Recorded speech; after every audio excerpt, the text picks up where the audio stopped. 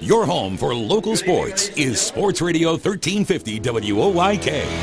Welcome to Sports Radio 1350's High School Football Game of the Week, presented by WellSpan Sports Medicine, the official healthcare and sports medicine provider of the York Revolution. Henry has it, turns the corner, is inside the 5, he's at the goal line, he's into the end zone. Andrew Henry, 7-yard touchdown run, would not be denied. High school football plays here on Sports Radio 1350 WOYK. First in York, first in sports, and bringing you the best of the York Adams League every Friday night. Campbell to throw, fires it, he has Terry Canes. Canes is into the backfield at the 20, tripped up at the 15, still going, is into the end zone. Now let's head out to the stadium. With the call of tonight's game, here's Ron Ruman. And good evening and welcome to historic Horn Field and Redline. Tonight in Division I matchup as the Lions host the Bobcats of Northeastern. This is Ron Ruman along with my partner Gareth Hissong on another beautiful night for high school football. And Gareth, as Coach John Shapansky of Northeastern told you in the pregame, the Bobcats were welcome to Division I last week with a 44-17 whacking by the Panthers of Central, and it's different. They're moving up now. They're going to see bigger teams every week. You know, teams with more guys, just more guys on the squad. So it's a little bit of a change. But I think from what we saw from Northeastern in their opener against York Catholic, they've got some talent and they've got enough guys on there to hang in there with the bigger schools. That's right. They're going to need all hands on deck tonight to beat this Red Line team. But like you said, introduced to this Division I set of teams that they're going to see, and you got a taste of it last week, and they're going to get accustomed to it quick if they're going to be successful. Bobcats come in at 3-1. They had a good non-conference run of 3-0. Red Line won their opener, lost 2 in a row, then bounced back with a close 1-point win against York High last week, so they're 1-0 in the league. And, I think Red Line is a team that has some thoughts on competing for Division I this year, and if they can, get to 6 wins, they have a shot at the district playoffs. That's right. It's going to be tough doing. Dallastown's going to be tough, and Southwest has been playing tough. They just came out. I think they played New Oxford last week. Right, they got their first win. Right. And they got a chance to do it. And they got a great coach in Jesse Shea, and he knows what it takes to win in this division. Both teams facing a number of injuries this week, so we'll talk about that with the coaches a little bit more. But now it's, as you said, it's the next man up, so both these teams need some guys to step up today and fill in for some of their starters that aren't going to be playing tonight. That's right. All hands on deck. Like I said, both these teams are riddled with injuries right now, and it's a game of attrition. That's something you got to get used to, and it's a good opportunity for these guys that are sitting on the bench watching the other guys do things and take command of games, and they get a chance and an opportunity to come out and show what they have. Red Lion Band on the field, ready to perform for the fans tonight, spelling out Lions. This is the Flying Feet pregame show on the High School Football Game of the Week, presented by WellSpan Sports Medicine on WOYK1350.com and GameTimePA.com. We are going to take a break, and when we come back, Gareth talks with the head coaches here on the High School Football Game of the Week, presented by WellSpan Sports Medicine. Which is better, getting the perfect set, the perfect approach, and powering through the ball with the perfect hit, or reading the hitter, moving to the ball, and making the perfect dig? Flying Feet knows the answer. It all depends on which side of the net you're on. Flying Feet.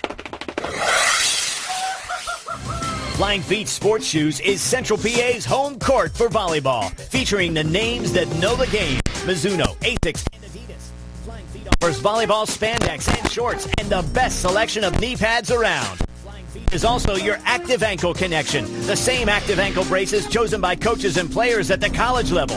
And because volleyball isn't just for the gym, Flying Feet carries a great selection of indoor and outdoor balls for working it out on the beach or in the backyard. Flying Feet Sports Shoes, the sportswear specialty store without special store prices. Flying Feet. 1511 Mount Rose Avenue, just off exit 18 of I-83, next to Battery Warehouse. GameTimePA.com home for local high school sports. Log on for all the scores, stats, photos, and more, plus live stream coverage of the area's can't-miss matchups all season long. Stay in the game no matter where you are with the free Game Time PA app. Download it directly to your iPhone or Android and get all the Game Time features you love when you're on the go. Available at the iPhone App Store, Android Market, and, of course, GameTimePA.com. Mornings at 9. Dan Patrick on Sports Radio 1350 WOIK. Welcome back to our pregame coverage of tonight's contest, Northeastern at Redline. Our coach's interviews are brought to you by Media One. I'm Gareth Hissong, and joining me now is head coach of Redline, Coach Jesse Shea. Coach, how you doing tonight? Good, good. Now, in a game of attrition, you guys have been dealing with some injuries as of late. How's the team responding to the next man up mentality? Well, that's exactly it. It's time for someone else to step up. So we have a couple guys out this week that we generally count on. So we talked with our guys, and we talked about how it's a team game, and this can be a positive because it can have someone who's kind of just sat back and let some of these other guys make plays. Well, now they know they have to step up. So we're going to see what our kids are made of. You were able to rebound from a couple of losses to get a close win over York High last week to open league play. Were you pleased with how your players responded after those losses? I was. I'd like to see us finish more. We really need to start developing that for lack of a better word, killer instinct. There were, for example, 4 third and fourth and longs that we let William Penn go ahead and get the first down. And we talked about the fact that good football teams can't do that. They really have to start finishing the job. And that's what we preached this week, so we'll see if it sunk in. On offense, you've been moving the ball on the ground somewhat more than through the air. What kind of balance would you like to have on offense tonight? I'd like us to see work on the timing of the passing game a little more, but I'm very happy being a run-first football team. That's my mentality. Not only does it burn up clock, but it keeps the other offense off the field, which obviously, in last week's game was a primary focus. This week, their offense is explosive. I mean, they put some points up on the board these first 4 weeks. So we want to run the ball. We want to control the clock. Defensively, you've given up some yards and 10 touchdowns on the ground. And you face a Northeastern team that averages 234 yards a game rushing. Though they are without their running quarterback and possibly top running back, what do you need to do on defense to be successful tonight? Do our assignments. We talked those first 3 weeks. It was the idea that we were trying to do too much. And last week we really preached doing their job and trusting the other 10 guys they're on the field with to do theirs. And I was pleased with the result last week, especially against a very dangerous York High team. We're going to have to do it again this week. Offense like this, it's all about assignments. So that's what we worked on. A win tonight gets you over 500 at the halfway point of the season. Would that be an important milestone for the team? Absolutely. We talked, all preseason about our goal is postseason. And we said this is one of the ones we need if we want to meet our goal. We can't go into the second half of the season 2-3 and think that we're going to go ahead and get into the playoffs. We got to have this one. Coach, appreciate your time and good luck tonight. Sure, thank you very much. Our coach interviews are brought to you by Media One. We'll be back for more pregame coverage after this message from our sponsors. Remember when the goal was to see how fast you could run home from school, play 99 straight innings of wiffle ball, or jump up onto anything? At WellSpan Health, we think making time to play is still a great goal. Being healthy is how you get there. And just in case your grown-up body can't keep up with your inner child, WellSpan Orthopedics walk-in injury care is there to help with a team specially trained in treating sprains, strains, and broken bones. If you have a WellSpan primary care physician, your visit is added to your electronic health record so your doctor may coordinate any follow-up care. You never need an appointment, and both our Apple Hill location in York and our new Hanover Orthopedics location are open evenings and weekends. You can get all the details about orthopedic walk-in injury care at wellspan.org/injury. At WellSpan Health, it's our goal to help you get healthy and stay healthy, no matter how old you are or how young you feel. GameTimePA.com is your home for local high school sports. Log on for all the scores, stats, photos, and more, plus live stream coverage of the area's can't-miss matchups all season long. Stay in the game no matter where you are with the free Game Time PA app. Download it directly to your iPhone or Android and get all the Game Time features you love when you're on the go. Available at the iPhone App Store, Android Market, and, of course, GameTimePA.com. Your teams all the time. York's only place for local sports. Sports Radio 1350 WOYK.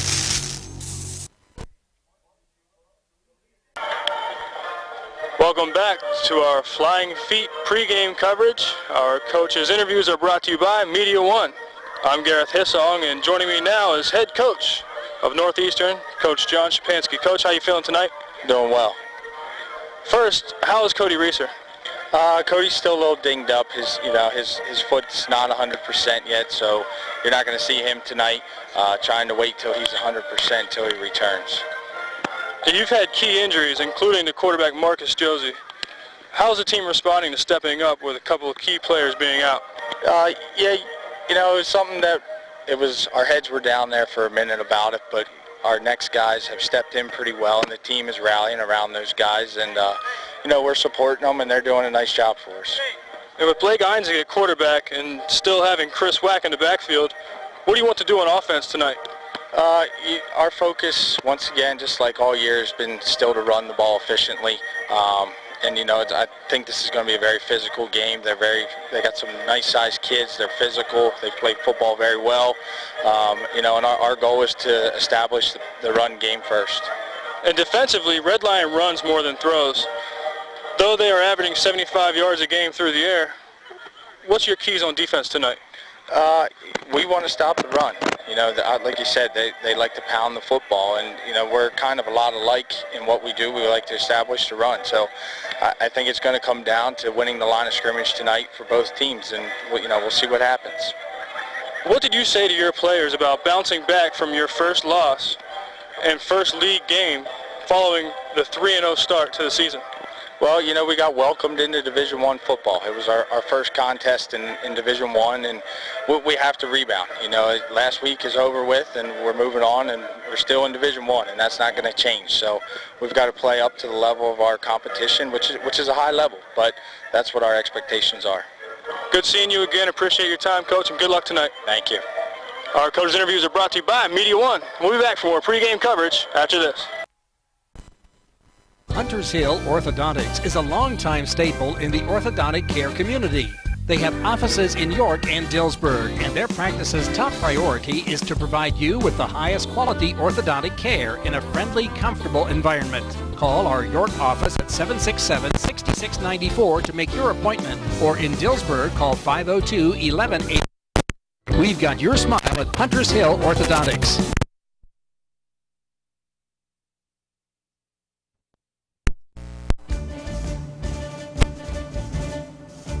If you are one of the many people who have a 401k or IRA or other form of retirement savings, this info could be very valuable. The number one fear of most retired people is running out of money. Hi, my name is Tom Dasher, president of Tom Dasher Investment Services. Most of you have accumulated a pretty handsome lump sum of money by retirement, but now what? How much can I take each month or year, and how long will it last? With historic low yields and high volatility in the stock market, where should I put my money? Well, there are ways to keep control of your lump sum and have a guaranteed income stream for life. So if you're uncertain or uncomfortable about your current retirement vehicle and what it will do for you, call me and I will show you how to have your own self-directed pension plan with a guaranteed income for life. Call me at 717-246-3879 or 487-2096. My website is tomdasherinvestmentservices.com. Get ready for winter now and save big on your heating oil or propane costs. Call today to schedule your first fill, and don't forget to ask our energy advisors about the right money-saving plan or budget to fit your lifestyle. Lock in your rate and protect your price all winter. Our price-protected customers save an average of $325 per year. Visit ShipleyEnergy.com or call 855-4SHIPLEY to schedule your next heating oil or propane delivery. Shipley Energy, energy for life. There's only one place for local high school sports. Sports Radio 1350. And welcome back to Hornfield and Red Lion. Ron Room and Gareth Hissong with you here on the High School Football Game of the Week presented by WellSpan Sports Medicine, our Flying Feet pregame show. And we had an honor given out here. Gareth, what do we have here? Yeah, congratulations to the homecoming queen, Paige Taylor. Her future plans are to play field hockey at York College. All right, so we'll watch her over with the Spartans here soon. So congratulations to her. Time now for our Hunters Hill Ortho look around the league. Some of the other key games in the York Adams League tonight. In Division II, Dover off their win last week against Gettysburg. They're at Eastern. Eastern, its first loss last week to West York. Yeah, watch the Richter scale for this game. This is going to be a ground and pound. The ground will shake in this one, the way the Dover Eagles and Eastern York Knights run the ball. And tell you what, those Dover Eagles limited Gettysburg last week, the game you called, to 144 total yards on offense. So that kind of defense, I think they'll handle things against Eastern York tonight. I was impressed with Dover last week. In Division III, Hanover 1-3 at York Catholic 2-2. The Irish got a squeaker of a win over your DeLone Catholic Squires last week to get back to 500. Yeah, going to be a tough night for these Nighthawks from Hanover. Hakeem Kiner from York Catholic last week threw for 255 yards and 3 touchdowns. Also tallied 1 touchdown, rushing for 105 yards. And the way he plays, I don't think Hanover will be able to stop him tonight. Yeah, I have to agree with you there. In Division I, a couple of teams 1-3, expecting better things at Southwestern, at Central. Both got their first wins last week. Well, the Panthers got their starting quarterback, Nick Strine, back last week. He was 11 for 16, 238 yards, and three touchdowns. So if he can do something like that tonight, watch out, Mustangs. Yeah. Also in Division I, Spring Grove, the Rockets at 2-2 at New Oxford, 0-4, but the Rockets are hurting right now. Yeah, the three-headed monster at Spring Grove, quarterback Nick Erickson, Shea Fulmer, and receiver Logan Hall, all sidelined for this game. And it's going to be tough for them to beat New Oxford with those 3 guys out. It really is. I think they're the better team, but those are 3 key losses. And also in Division I, the William Penn Bearcats, 0-4, all 4 close, tough losses, including 1-point loss to Red Lion last week at Dallastown. The Wildcats bounced back from a shellacking from Penn Manor 2 weeks ago to get a win over Spring Grove, and they're 3-1. Well, if Dallastown can get the running game going tonight, they can be successful. And they also can do a lot of things when they get that running game going. They can really mix it up. Great coach Kevin Meyer down there. I like what he does with his offense, taking what the defense gives him. But I've said it every week for William Penn. Bryce-Sean Sweeney at running back, James Way at quarterback. They have a chance to win every game with those playmakers. You're right, they do. In Division II, or actually a non-league game, York Suburban got their first win last week. We saw them a couple weeks ago against Spring Grove. They had some issues, management issues with the team, but they had some athletes too, made some plays. They're on the road at Ephrata, but Ephrata is 0-4, so we'll see. Maybe the Trojans can pick up on what they did last week. Yeah, the Trojans last week had 280 rushing yards from Liam McWilliams and DeJour Henderson. If they can do that tonight, they might be successful against an Ephrata team who's only scored 6 points thus far this season.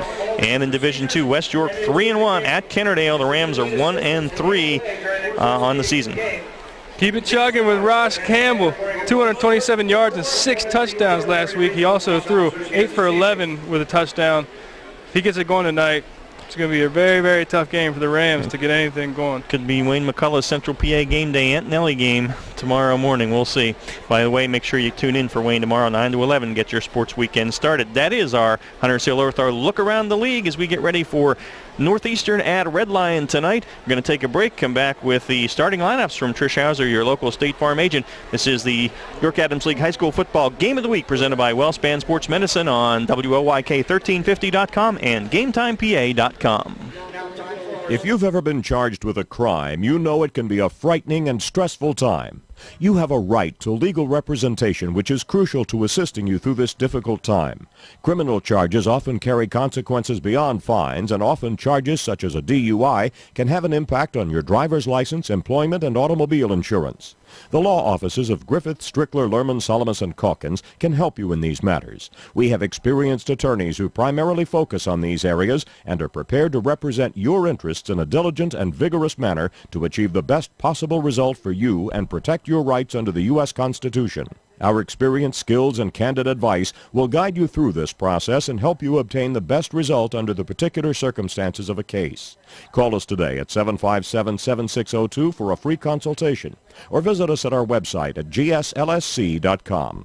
Griffith, Strickler, Lerman, Salamis, and Calkins, 110 South Northern Way, York, Pennsylvania. Attorneys licensed in Pennsylvania and Maryland.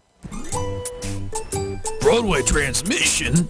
I don't know how they do it. We've been in business for 60 years at the same location. I don't know how they do it. It's our long-term nationwide warranties. Oh, and don't forget our online appointment scheduling. I still don't know how they do it. They toted my van at no cost with my repair. It's our ATRA-certified technicians. Don't forget the good-looking genius in the office. Come on, man. I know they help me with financing. Still, with my bad credit, I don't know how they do it. I did my research and felt comfortable that Broadway is a AAA-approved specialty repair shop. I showed my AAA card and saved some hard-earned cash. I was happy to get a $100 rebate in the mail after the job was done. I sure don't know how they do it, but I do know they get it done, and they get it done right. Broadway Transmission. We'll get your shift together and back on the road fast. Check us out on the web at BroadwayTrans.com or stop in and see how it's done. Today it seems everybody is offering a discount on car insurance, but at what price? Reduced protection, impersonal service. At State Farm you can earn discounts and still get full service and dependable protection from the world's largest car insurer. See me, Trish Hauser, 1865 Susquehanna Trail North, York, for the State Farm multiple line discount. With State Farm, you get an agent you can depend on and an insurance company you can trust. For the details on State Farm's multiple line discount, see me, Trish Hauser. Your county, your teams. Sports Radio 1350 WOYK. First in your, first in sports. Back at Hornfield and Red Lion, Ron Room and Gareth Hissong with you here on the Flying Feet pregame show. Time now for our starting lineups from Trish Hauser, your local State Farm agent. Gareth, we got the Red Lion Lions offense out there. You got it. At quarterback, number 10, Dalton Grove. He's a 6'1", 167-pound junior. At running back, Kenny Holloway. Fullback, Dan Waltrip. The other running back, Alex Coe. At wide receiver, Matthias Cabell. At wide receiver, Christian Castle. Your offensive line at tackle, number 70, Stephen Tierney. The other tackle, number 72, Nick Gargento. At guard, number 60, Nick Mankin. The other guard, number 67, moving over from center, Sam Lowe. And the center starting this week, number 74, Dakota Cleary. The offense for the visiting team, Northeastern Bobcats. At quarterback, number 13, Blake Einzig. He's a sophomore. At tailback, number 23, Chris Wack. At fullback, number 34, Michael Cooper. At wideout, number 16, Jordan Zirkle. At wideout, number 84, David Ankney. At tight end, number 3, Jonathan Butler. Your tackles on the offensive line, number 68, John Watkins. Number 77, Adam Kipp. Your guards, number 72, Peyton Walgamuth. Number 60, Tate Lau. At center, number 74, Blaine Yinger. And the defense for the home squad, Red Lion Lions. At defensive end, number 67, Sam Lowe. Defensive end, number 29, Pat Stafford. Your defensive tackles, number 60, Nick Mankin. Number 72, Nick Argento. Your linebackers, number 24, Patrick Doherty. Number 46, Stone Hill. One of our all-name team guys. Love that guy's name at linebacker. Number 1, Antoine Jackson. And the fourth linebacker, number 85, Joe Dashler. Strong safety, number 20, Alex Coe. Your cornerbacks, number 13, Dylan Hildebrand. And number 11, Derek Ross. The defense for the visiting squad, Northeastern Bobcats. Defensive ends, number 60, Tate Lau. Number 2, Fernando Flores. At tackle, number 71, Sebastian Venable. Your nose guard, number 78, Jordan Farmer. At linebacker, number 14, Mason Kling. Number 20, Cody Reeser is out this game. You will see Connor Johnson. Gary Gobernick, number 17. At strong safety, number 23, Chris Wack. Your corners, number 34, Michael Cooper. And number 4, John Mayer. All right, those starting lineups brought to you by Trish Hauser, your local State Farm agent. Take a break, come back, get our keys to the game, weather and field conditions, and injury report after this on Sports Radio 1350 WOYK and GameTimePA.com. If you're looking for experienced barbers and a relaxing atmosphere, come to Iacono's Hair Studio. 2030 South Queen Street in York. Iacono's is a family-owned business serving the York area since 1972. For high-quality grooming enjoyment and the professionalism of over 75 years combined expert experience, Iacono's is the place for you. For haircuts, for a straight razor shave, for a relaxing grooming experience for the best of the best in the business, visit or call Iaconos at 854-8258. You've been told that you'll just have to learn to live with it. It often begins with a slight tingling in your feet, but over time the tingling turns to numbness, burning, and pain. It's called peripheral neuropathy, and we know what you're going through. At Leader Heights Healthcare, a DTS pain center, we've developed a proven and highly successful treatment program that's not only safe and effective, it's covered by Medicare and most insurance plans. There is hope. Call Leader Heights Healthcare, 741-4848. Online, leaderheightshealthcare.com. For over 30 years, Quality has lived up to its name by providing the best solutions, service, and support for all of your office technology and furnishing needs in South Central Pennsylvania. From copy systems to network sales and custom programming or web design, let Quality help improve your workflow. Moving or looking to upgrade your work environment? Contact Quality to speak to our interior design specialist. When you're in the market for digital office technology, think of the knowledge, experience, and passion for excellence that defines Quality. And as always, have a quality day. Stony Brook Family Restaurant, located at 3560 East Market Street in York, is open for breakfast, lunch, and dinner from 5 a.m. to 9 p.m. Completely remodeled, Stony Brook is the home of good food and hospitality at reasonable prices. Proudly serving the York area for over 30 years, Stony Brook is family-owned and now also serves beer and wine. For home cooking, homemade soup, steaks, seafood, our famous roasted chicken, or just about anything, visit Stony Brook Family Restaurant, 3560 East Market Street in York. Live local sports is on Sports Radio 1350 WOIK. Ron Ruman, Gareth Hissong back at Hornfield and Redline for the York Adams League High School Football Game of the Week presented by WellSpan Sports Medicine. Beautiful night for high school football. The weather and field conditions are just perfect. Temperature in the low 70s. Few clouds, but not a lot of wind. A little bit of a breeze, but nothing blowing down on the field right now. And the artificial turf here is in great shape. And the injury report, by the way, the field and weather conditions brought to you by Iacono Hair Design. Leader Heights Healthcare injury report. Unfortunately, the list is long. We detailed it for you. For Red Lion, they're missing their leading receiver coming in, Kendrick Boyd Gillespie. He came into tonight's contest with 12 catches, 208 yards, and 5 touchdowns, so they will definitely miss him. Greg Tebow is out on the offensive line and defensive line for Red Lion. So they are going to miss those guys for sure. And we know the injuries for Northeastern. Their quarterback, Marcus Josie's been out since week 1, and the running back, Cody Reeser, out at least for this week. They hope to get him back soon. So that injury report brought to you by Leader Heights Healthcare. Let's get our Fast Signs keys to the game. What do you see for the Northeastern Bobcats, Gareth? Avoid the bug bites, Ron. When I was down there for interviews, that's right, I was getting bit up. I don't know what they were. It's just because you're such a sugary, sweet guy. That's what it is, Gareth. I'll tell you what, for both teams tonight, mirror images of each other. They're going to try to get the running game going. It's going to be a physical dogfight in the trenches. They're going to try to get the ball, who can run the ball the best, and go for the play action pass off of that. And it's going to come down to the fundamentals, limiting mistakes. The penalties and the turnovers are going to be a big key in this ball game tonight. All right, our Fast Signs keys to the game. Northeastern at Red Lion, and our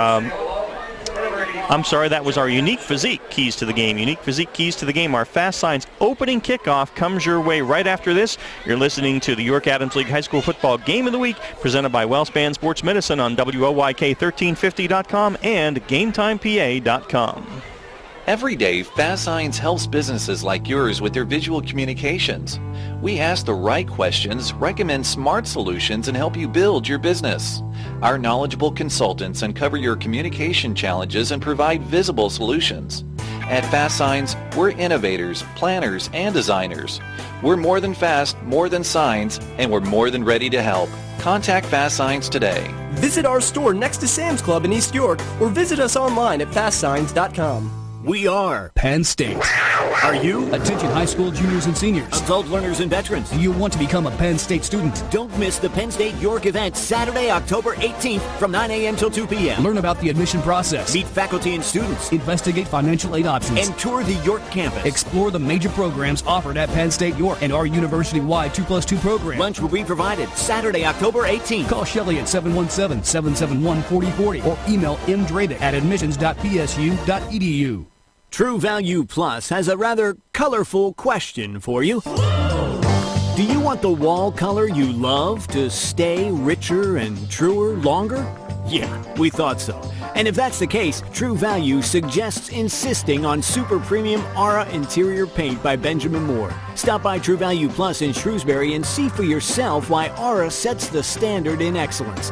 Formulated with Benjamin Moore's proprietary color lock technology, Aura ensures that the color you love will stay as beautiful and vibrant as the day it was painted. And that matters. So you'll only change the color when you want to. Plus, Aura is scrub and fade resistant, provides superior surface protection, and comes in every color you can imagine. Aura by Benjamin Moore. No paint is more enduring. Benjamin Moore, for everything that matters. Behind every project is a True Value Plus in Shrewsbury. Join me, Steve Zabin, mornings at 6 on Sports Radio 1350 WOYK. Back at Red Lion, Ron Ruman, Gareth Hissong here from historic Hornfield. Red Lion and Northeastern, the Bobcats will receive the Fast Signs opening kickoff here to get things started in our Dasher Financial first quarter. And as Gareth mentioned, the turnovers and penalties probably keys to this. Both these teams want to run the ball, but they can both throw it too. So I think if either team has to, they can go to the air. Yeah, and it's also with the injuries we mentioned and the litany of guys that are on the sideline that are starters, it's going to take all hands on deck, like I've said multiple times in the pregame show. And what team steps, not even the players that are coming in filling those gaps, but collectively as a unit, which team really steps up, all guys all the way across. Cody Reeser, 73 carries, 441 yards, and 4 touchdowns for Northeastern out tonight. As we mentioned, Kendrick Boyd Gillespie, 12 catches, 208 yards, and 5 touchdowns out for Red Lion. So that is what the deal is going to be tonight.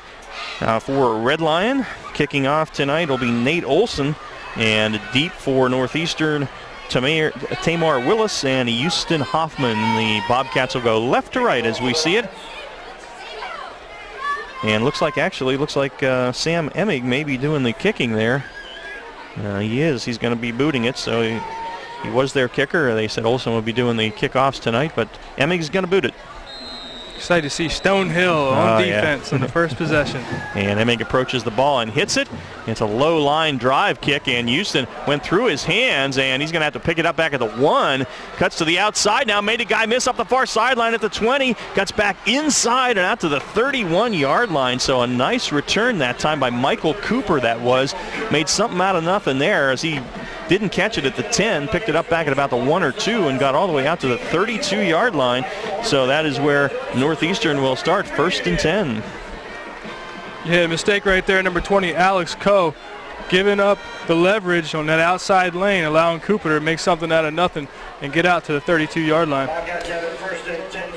Bobcats come out over the football center. Blaine Yinger, the 5'9", 235-pound sophomore, and the quarterback now, Blaine Einzig, in there since the first game. He's 15-23, 300 yards passing, 4 touchdowns, 2 interceptions. Goes from the shotgun with 4 wide receivers, and they're going to run it straight ahead and nothing doing, as waiting there was big Nick Argento, 6'3", 295-pound sophomore, and he stopped Chris Wack right away and for a 3-yard loss, and it's going to be 2nd down and 13. Head coach Northeastern John Skapansky lines up, spreads the field, a 3-by-1. 3 receivers are down here to the near side trying to spread out that defense and try to create some extra running lanes as you see him come out in another 3-by-1 set. Three to the near side, 1 to the top on 2nd down and 13 now. Einzig going to look to throw a little bubble screen to his receiver, and he's got it set up there, and breaking 1 tackle is Jordan Zirkle. Their leading receiver gets out to the 34, picks up 5, and it's going to leave him with a 3rd down and about 8. Like the play call so far, go to the ground, conservative. Throw that bubble screen pass, get your quarterback Einzig in rhythm, get that arm loose, get rid of some of the jitters early in the game, and also see what all you can run out of that 3-by-1 set, see how the defense reacts. Jordan Zirkle, leading the receiver for Northeastern, coming in 7 catches, 91 yards, and a 13-yard average. Now 3rd and 8 at the Bobcat 34-yard line, just underway in the first quarter, 10:40 left on a turning clock and no score. Einzig out of the shotgun, takes the snap, and play fake now. They're trying to run a quarterback sweep. That's not going to work. He is snowed under back at the 26-yard line. That was kind of a mix-up there. Sam Loeb threw him his defensive end spot to make the stop, and ends up being a loss of 8, a loss of 7 back to the 27, and it's going to be a 4th down and a Fink's Garage punt. It wasn't sure if there was some miscommunication there between the tailback and the quarterback, or if that was just a slow developing play that defense shut down quick from Redline. Either way, it did not work. Adam Kipp in punt formation. Now we have a whistle, and I think we have a Red Lion timeout. We do. Red Lion takes a timeout there with 10:03 left in the first quarter. Is something they didn't like about the setup there on their punt team. So we'll hang here with it for now. So rough offensive start there for Northeastern. As I agree with you, it was either a mistake on that last play or very slow developing, but they were having trouble getting any type of run blocking going there. The first run lost 3 yards up the middle, and then they couldn't get outside. Yeah, and these teams are going to, your biggest thing on defense is getting that vertical penetration, not allowing that offense to make your defenders run east and west, sideline to sideline. You want to get upfield, create that penetration, and havoc in the backfield like Red Lion did on that last play, forcing 4th and long and a punt. Chase Sasala will punt it tonight. Now he's normally their kicker, and Matthias Cabell and Paul Jones are deep for Red Lion, standing at their own 38.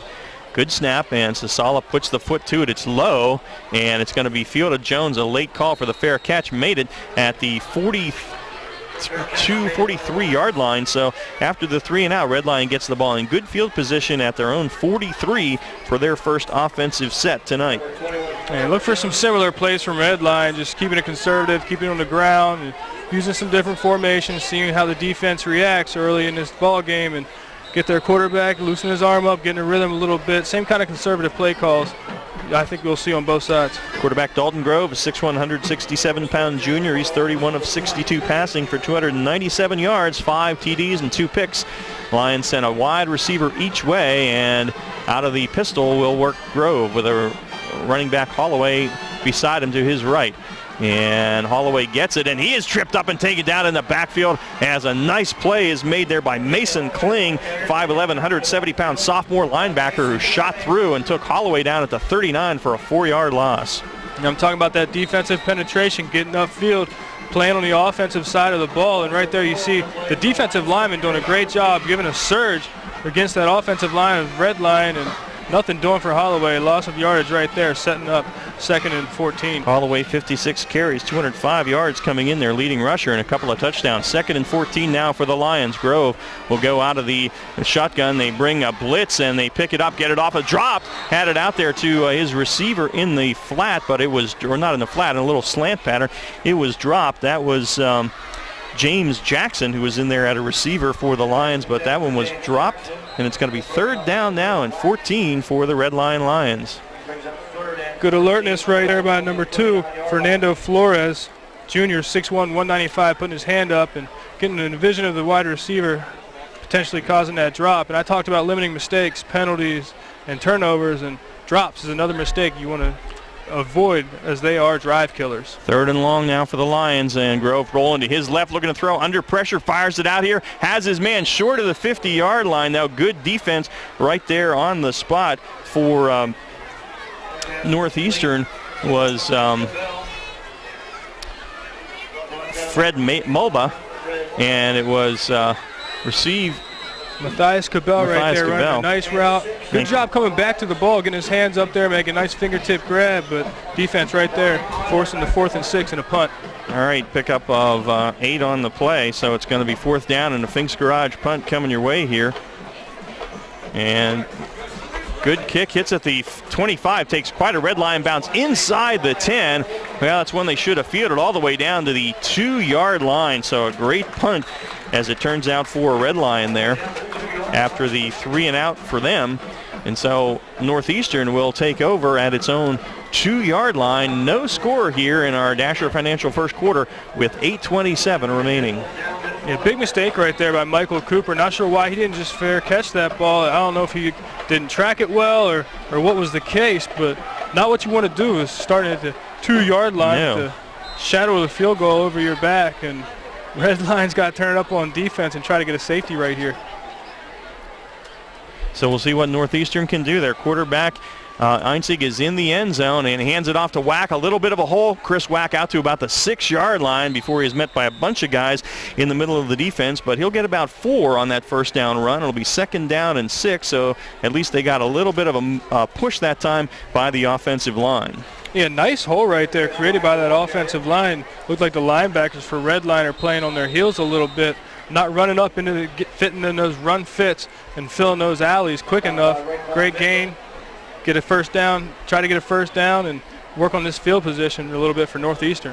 Out of the shotgun again is Einzig and hands it off to, I think that's Cooper, and Cooper is out to about the 10. We'll double check the number here, and it is Michael Cooper, number 34 there, and he's out to the 10, so Cooper picks up 4 more, and that's going to leave him with a 3rd down and short, 3rd down and 4, so that's what you want. They call it manageable yardage, and it's 3rd down and 2. That's right. So far, Northeastern doing a great job on both sides of the ball. Not dominating, but definitely winning the battle in the trenches so far. So 3rd down and 2, and Blake Einzig will work from the shotgun. He's got a back on either side of him. Receiver each way. Redline showing the run blitz here. Cooper almost got out of the backfield, but good penetration and able to trip him up back there. I believe was Alex Keogh, and it's a loss back to the 8-yard line. Loss of 2 for Cooper, so that's going to leave us with a 4th down and 4 and a Finks Garage punt. Redline defense bringing some pressure right there, doing what they can to force this punt and winning the field position battle right now. It looks like they're going to get this ball in Northeastern territory if all goes well. Chase Sasala back there to punt. It's definitely been a positive field position for Redline tonight, and it's a short kick. It's high but short and hits at the 35. Takes a great Northeastern bounce all the way across midfield and will settle down at the 45-yard line. So they got actually marked at the 44. They got about 20 yards in the air and 20 yards on the bounce, but it worked out for the Bobcats. So Redline will start its second possession, 1st and 10 at its own 44 with 6:26 left here in the Dasher Financial first quarter, and still no score between Redline and Northeastern. Disaster avoided right there for Northeastern as that punt looked disastrous. Bounced around the 35-yard line, took a very favorable bounce, and here we go. Redline moving from our right to left at the 44-yard line. 4 wide receivers now for the Lions, 2 each way. And Dalton Grove working out of the gun. 3 down linemen for Northeastern, and they run it out of there. Hand it off to Antoine Jackson, and the pile moves across midfield before they finally get him down at the 48-yard line of Northeastern. So that's going to end up being about an 8-yard run for Jackson, and it'll leave the Lions with a 2nd down and a short 2nd down and just a long 2 to go. Nice shifty moves right there by Antoine Jackson, able to navigate his way through that defense and gain a good 7 yards, set them up here at 2nd and 3 into Northeastern territory. Jackson, a 6', 205-pound senior, as Christian Castle and Giuliani Favorito come out for Red Lion now, and they send Derek Ross to the top of the formation, 2 wide receivers to the near side, and got Matthias Cabell and someone else there. Waldrop is in the backfield now under center, and they hand it off. I think that was Jackson again, and he is slammed down this time as good penetration is made by Jordan Farmer, the 6', 240-pound senior nose tackle. And Jackson lost a yard there, so it's now 3rd and 3 back to the 49-yard line of Northeastern. Nice aggressive play right there by the senior 6', 240-pound nose guard, number 78. Jordan Farmar gets his hands into the chest of the offensive lineman, sheds the block, makes a great tackle, and forces his 3rd and 3 for Redline. All right, if Northeastern can hold them here again, Redline will have started in good field position twice and not really able to do anything with it. Have a single back now, and in motion is Waldrop, wide receiver each way, and they pitch it, looking to run the sweep with Jackson. Has good blocking. He's got the 1st down, dives down to the 42-yard line before he's stopped there by Chris Wack, but good blocking on the left side of the line that time, and a gain of 6 for Jackson and a 1st down. And not able to do a lot running straight ahead so far. Redline offense, and talked about that vertical penetration you want as a defense, and right there, Redline, good scheme, right job on the zone play, get the defensive line and defensive linebackers running east and west, get the 1st down for Redline. So the Lions with the first down of the game at the Northeastern 42-yard line, 4:27 left in the first period, no score. And they hand it off to Jackson straight ahead. Jackson, the workhorse here early on, gets it down to about the 40 before he is shoved back. Ball came out late. Connor Johnson in on the stop along with Peyton Wolgamuth. So it's a gain of 2. It's going to be 2nd down and 8. And Kenny Holloway, only 1 carry so far. He's their leading rusher coming in, but has only gotten his hands on the ball once. Connor Johnson, Fernando Flores, great job right there of turning that running back inside where the defensive help is, forcing back into those big uglies. The defensive lineman gobbled up the running back, and here we go, 2nd and 8 for Redline. Wide receiver each way. Waldrop is in the slot to the near side. Grove is under center, and Antoine Jackson, the running back. They pitch it to him, running the sweep again, and they turn him back inside. He gets down to about the 36-yard line. Pretty good play by Mason Kling there to break that one up. Jackson is able to dive forward to the 36, so he picks up 4, and it's going to be 3rd down and 4 for the Lions. And good job just picking away, picking up chunks of yard, each play at a time, and setting yourself up. 3rd and manageable here, 3rd and 4, as Redline set up at the 36-yard line going in. Grove under center. Waldrop in motion. Away from us now, and play fake. Grove to throw, fires it deep down the far side. Pretty good coverage, but was Cabell able to bring it down? He went up over Cooper and hauled it in. Matthias Cabell at the 5-yard line. That is a 31-yard gain on a pass that Grove kind of hung up there, but Cabell able to make the play. He has both catches tonight for 39 yards, and that sets up the Redline Lions at a 1st and goal on the Northeastern 5. Yeah, that looks similar to a Randy Moss catch, just going up and catching it over the defender. Great job right there, going up over Michael Cooper and grabbing that ball and bringing it down. Big play right there by Matthias Cabell. Cabell, a big receiver, 6'2", 184-pound senior, had no catches coming into tonight's game. Backs in the eye now on 1st and goal at the 5. They hand it inside to Waldrop, the fullback, and he fights his way down to about the 2-yard line. So Waldrop doesn't carry the ball a whole lot, but picked up 3 there, and it'll be 2nd down and goal from there for the Redline Lions. Yeah, both running backs, Kenny Holloway and Dan Waldrop, tough guys. Holloway 194, he's a senior. Waldrop 190, he's a senior as well. They are more than capable inside the 5-yard line of punching it in for 6. 2 minutes left here in the Dasher Financial First. No score, but Red Lion is in the Jack Giambalvo dealers red zone here, and they are threatening. 2nd and goal from just inside the 2. Grove under center, backs in the eye. Collins signals, and he hands it off to Jackson, who is hit and driven backwards. Good penetration that time, as coming through first that time for Northeastern was Fernando Flores from his defensive end spot, and he drives Jackson back to the 6. Loss of 4, 3rd and goal from there, so an interesting call coming up here for Redline. Yeah, Redline kept the 21 personnel in there with 2 running backs and 1 tight end. Kept some receivers in there. Surprised they didn't go with the heavier set, bringing in extra fullbacks and tight ends to try to punch it in. Get forced back, and here they go from a 3rd and goal from the 6-yard line. They line up with 3 wide receivers and the shotgun for Grove. Jackson's in the backfield with him. Grove rolling to his left now, looking to throw, fires it in the corner of the end zone. Defender fell down, and the ball was caught, and that is a touchdown, as it is to Christian Castle. Or did they say he was in? Yes, okay. I never see him signaling. I thought he did. So the defender slipped and fell, and Christian Castle hauls it in for the 6-yard touchdown pass by Dalton Grove. And so Grove starts out 3 of 3 here, and Red Lion takes the early 6-0 lead with 1:01 left here in the first period. Yeah, nice play right there, moving the pocket, going on the run, flooding that side of the field, getting 6. The extra point attempt, the kick is up by Emig, and it is good. So 1:01 left in the first. Our score, Red Lions 7 and Northeastern nothing. You're listening to the York Adams League High School Football Game of the Week, presented by Wellspan Sports Medicine on WOYK1350.com and GameTimePA.com. Is timeout courtesy of your neighborhood Sure Fine Markets. When it's time for preventive maintenance on your vehicle, don't take it to just anyone. At Fink's Garage, you know you found a name you can trust.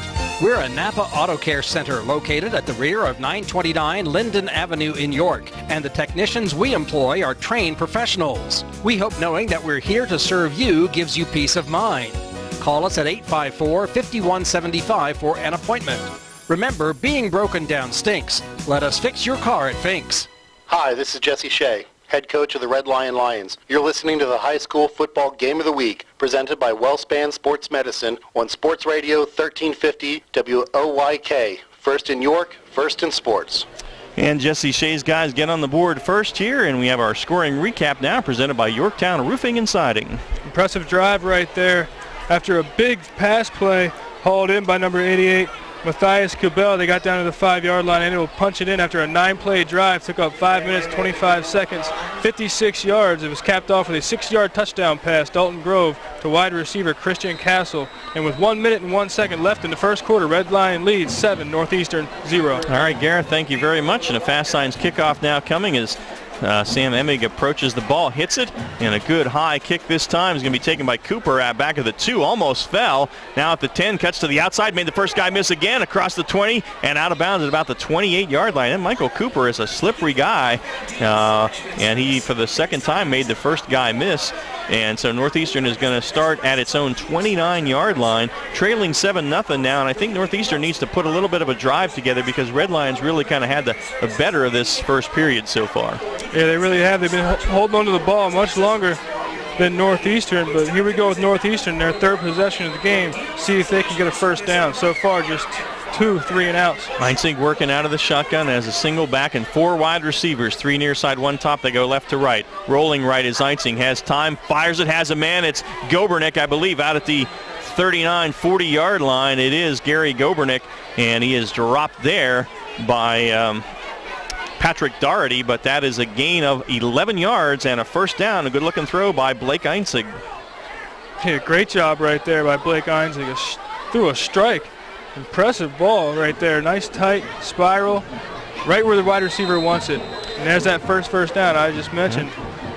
Heinzig, a sophomore, pressed into service in the injury to Marcus Josie after the first game, the second game of the year. Out of the gun, he works now on 1st and 10. Well, high snap, he handled it, gives it to Chris Wack straight ahead as a hole. Wack made a couple guys miss, still running. He's at midfield and still going into Red Lion territory and fights his way down to the 44-yard line. 16, 17-yard run to the 43 by Chris Wack. Very impressive. Antoine Jackson and Sam Lowe finally able to bring him down, but that was a good hole initially and then a hard run by Chris Wack. Chris Wack taking demand and smacking these defenders, taking charge. I like it. I like the demeanor he runs with, and great vision right there. You see some of that sidestep and impressive moves by Chris Wack. At the line, 43, 1st and 10 for the Bobcats now. And this one is Cooper up the middle. Michael Cooper is brought down at the 41. It's going to be a gain of 2. Looked like there could have been more there, but the hole closed pretty quickly for the Red Lion Lions there, as the hit made by our buddy Stone Hill, and that will be the end of the first quarter. We have played 12 minutes. Our score, Red Lions 7, the Northeastern Bobcats nothing. The second period coming your way. After this, it is brought to you, as always, by Broadway Transmission on the High School Football Game of the Week, presented by WellSpan Sports Medicine on WOYK1350.com and GameTimePA.com. Serving York for over 50 years, Vito's Pizza. Check out their daily lunch specials Monday through Friday, 11 till 2. 2 slices of pizza and a small soda, only $3.99, or a small sub for only $4.25. Monday night, 2 large cheese pizzas for only $15.99. Tuesday, a large stromboli and large pitcher of soda, just $11.99. Wednesday, a large cheese pizza and large pitcher of soda, just $11.49. Vito's open till midnight, Monday through Thursday till 1 a.m. Fridays and Saturdays. Dine in at 1734 South Queen Street, York, or get carry-out. Call 843-1143. Join me, Steve Zabin, mornings at 6 on Sports Radio 1350 WOYK. And we're back at Horn Field in Red Lion. Ron Ruhm and Gareth Hissong with you. 7-0 Red Lion after 1. The Broadway Trans second quarter coming your way. And we begin it with a 2nd and 8 for the Northeastern Bobcats at the Red Lion 41-yard line. It's been a pretty even matchup so far. Both teams having 2 first downs in that first quarter and trying to run the ball.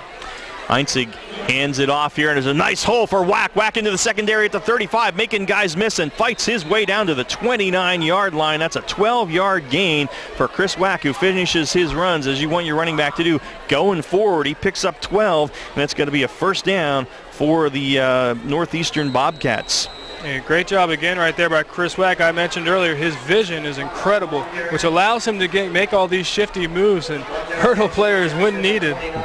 Joe Dashler on the stop there and from his linebacker spot, but a 12-yard gain and a first down at the Lion 29-yard line now. Einzig out of the gun, Wack again, another big hole on the right side, although it closed quickly. He ends up getting 2 down to the 27-yard line as Nick Argento, the 6'3", 295-pound sophomore, closing down from the defensive tackle spot to get him there, but a gain of 2 for Wack. It'll be 2nd down and 8 from there. And kudos to this offensive line who's doing a great job of playing on the defensive side of the ball, getting a good surge, good push up front, allowing Chris Wack to get into these holes and make his extra moves.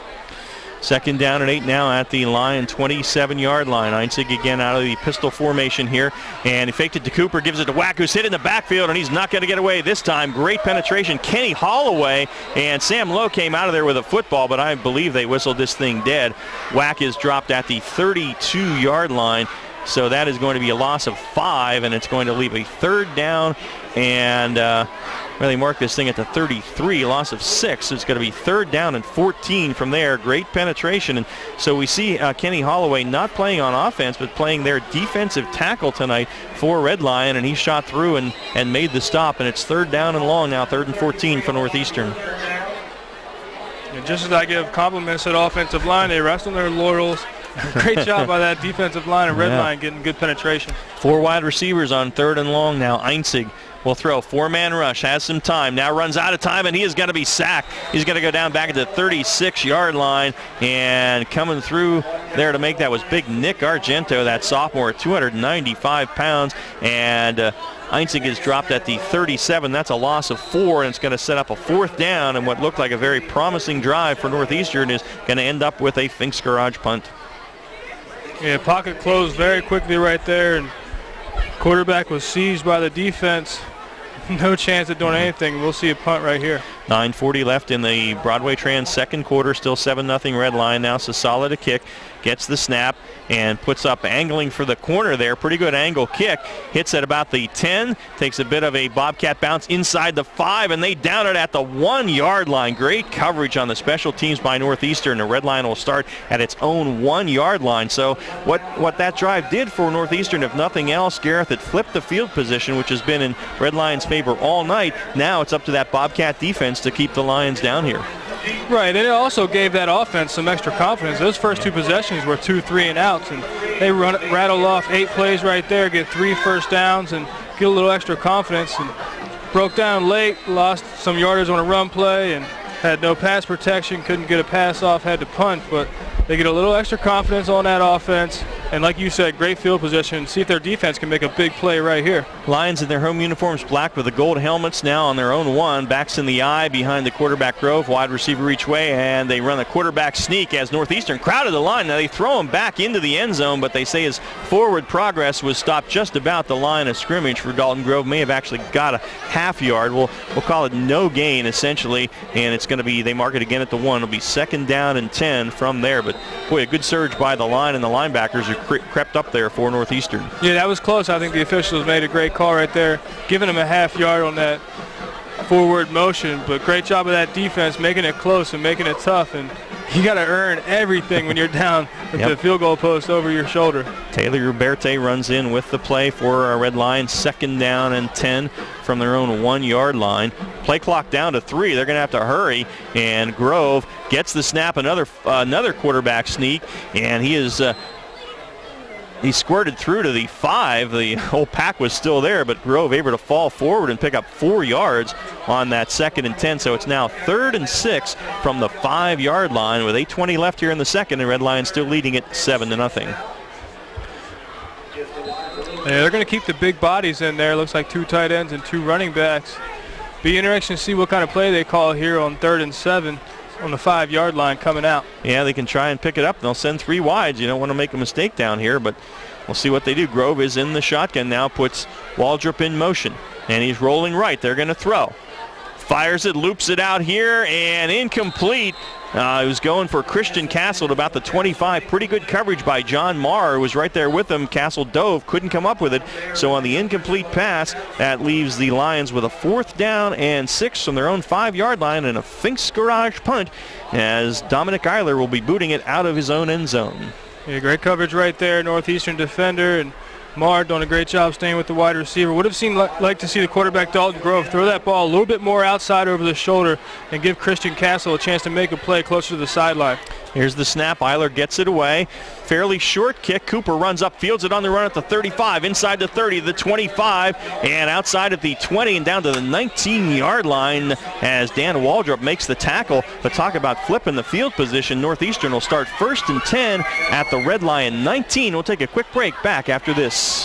Yorktown Roofing and Siding, locally owned and operated since 1992. The premier building materials distributor in Central PA. Distributors of roofing and siding, windows and doors, decking and railing, seamless gutter and gutter guard, and cabinets and vanities. Both wholesale and retail. Located at 261 Northeast Street in York. Online at YorktownRoofingandSiding.com or call 845-9447 or toll free at 1-800-457-3943.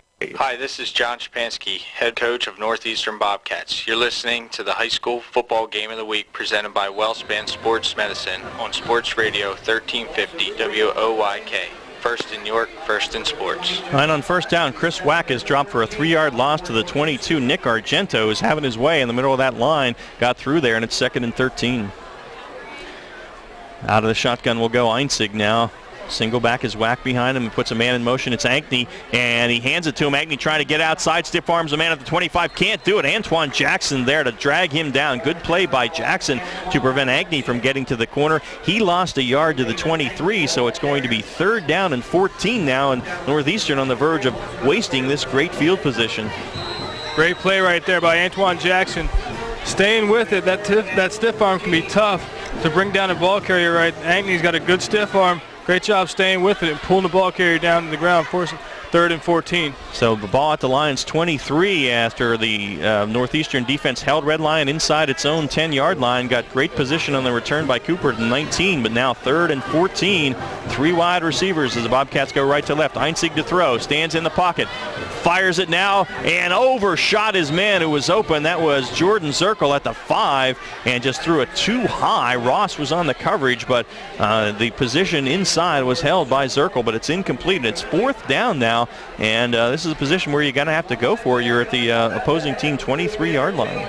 Good timing right there. Offensive line not doing the best job of protection, but giving Blake Eisner enough room to work. Eisner doing a good job of stepping up in the pocket, creating some extra time with himself, and didn't settle his feet enough, and errant throw just a little bit high, missed Jordan Zirkle on what would have been a great 1st down, possibly a touchdown, but here we go for 4th and 14. 3 wides to the top, 1 to the near side. 4-man front for Red Lion. Einzig takes the snap. Fires it out quickly. Oh, bubble screen. That's going to be intercepted. It floated. Ross picks it off. Ross down the far sideline at the 40, and he cuts back to the inside. Ross may go. He is inside the 30, inside the 20, inside the 10, and into the end zone. Derek Ross on an 80-yard interception return. I see no yellow laundry out there, and what a turnaround there as Northeastern looked in prime position to tie this game with a 1st down at the 19, but on 4-14, Derek Ross picks it off and goes 80 yards the other way, and the Lions lead at 13-0. Great opportunistic play right there by Derek Ross. I mentioned earlier the keys to a game are going to be limit mistakes, and right there we see Blake Eisner leaving 2 plays on the field by throwing errant throws, letting it float a little bit over the receivers' heads. Derek Ross, easy catch, ball right in the breadbasket, 80 yards for pay dirt. And Emming is on to attempt the extra point now. He set his down. The left-footed kick is up and through. 5:58 left in the Broadway Trend. 2nd quarter. Our score, Red Lion 14, Northeastern nothing. You're listening to the York Adams League High School Football Game of the Week presented by WellSpan Sports Medicine on WOYK1350.com and GameTimePA.com. This time out courtesy of your neighborhood Sure Fine Markets. Sure fresh, sure friendly, doing our best to give you more. We're your neighborhood Sure Fine stores. Get into the ball game with great savings and great weekly specials at your neighborhood Surefine stores. Use your gold card and stop in now at Nell's, Saubel's, Wetzel's, and New Oxford Surefine stores. Always a hit and always online at surefinemarkets.com. Doing our best to give you more. We're your neighborhood Surefine stores. There's only one place for local high school sports. Sports Radio 1350. And with that interception return now, Red Lion goes up 14-0. Time to get our scoring recap courtesy of Yorktown Roofing and Siding. Mr. Hassan. Yeah, easy recap right there. 4th and 14 situation. Northeastern going in at 24-yard line. Blake Einzig, errant pass, floats over the wide receiver. And Derek Ross right there catches at the 20-yard line, scampers 80 yards, reverses field, and gets 6 for this Red Lion team. And with 5 minutes and 58 seconds left in the second quarter, Red Lion leads by 2 scores, 14-0 over Northeastern. Our Fast Signs kickoff. Emig boots it high and deep. Cooper back to the 4-yard line, and Cooper up the near hash now. Cuts across the field to the far side. He's got great open field tackle. He had the speed, but a good play made there by Patrick Doherty on the special teams, and the Bobcats are going to have to start at their own 21-yard line now, down 14-0. But despite that, Garrett, they really haven't played that badly. I mean, that was a big play there when it looked like they were in the red zone to start with, a Jack G. and Ballville Dealers red zone, and then they had 3 tough offensive plays and then the big interception. But I think Northeastern keeps their heads about them. They've been moving the football. They have been moving the ball, and the thing that they can't overcome is their own mistakes and some of the adversity they set up. Once they get a negative play, they haven't been able to climb themselves out of a hole.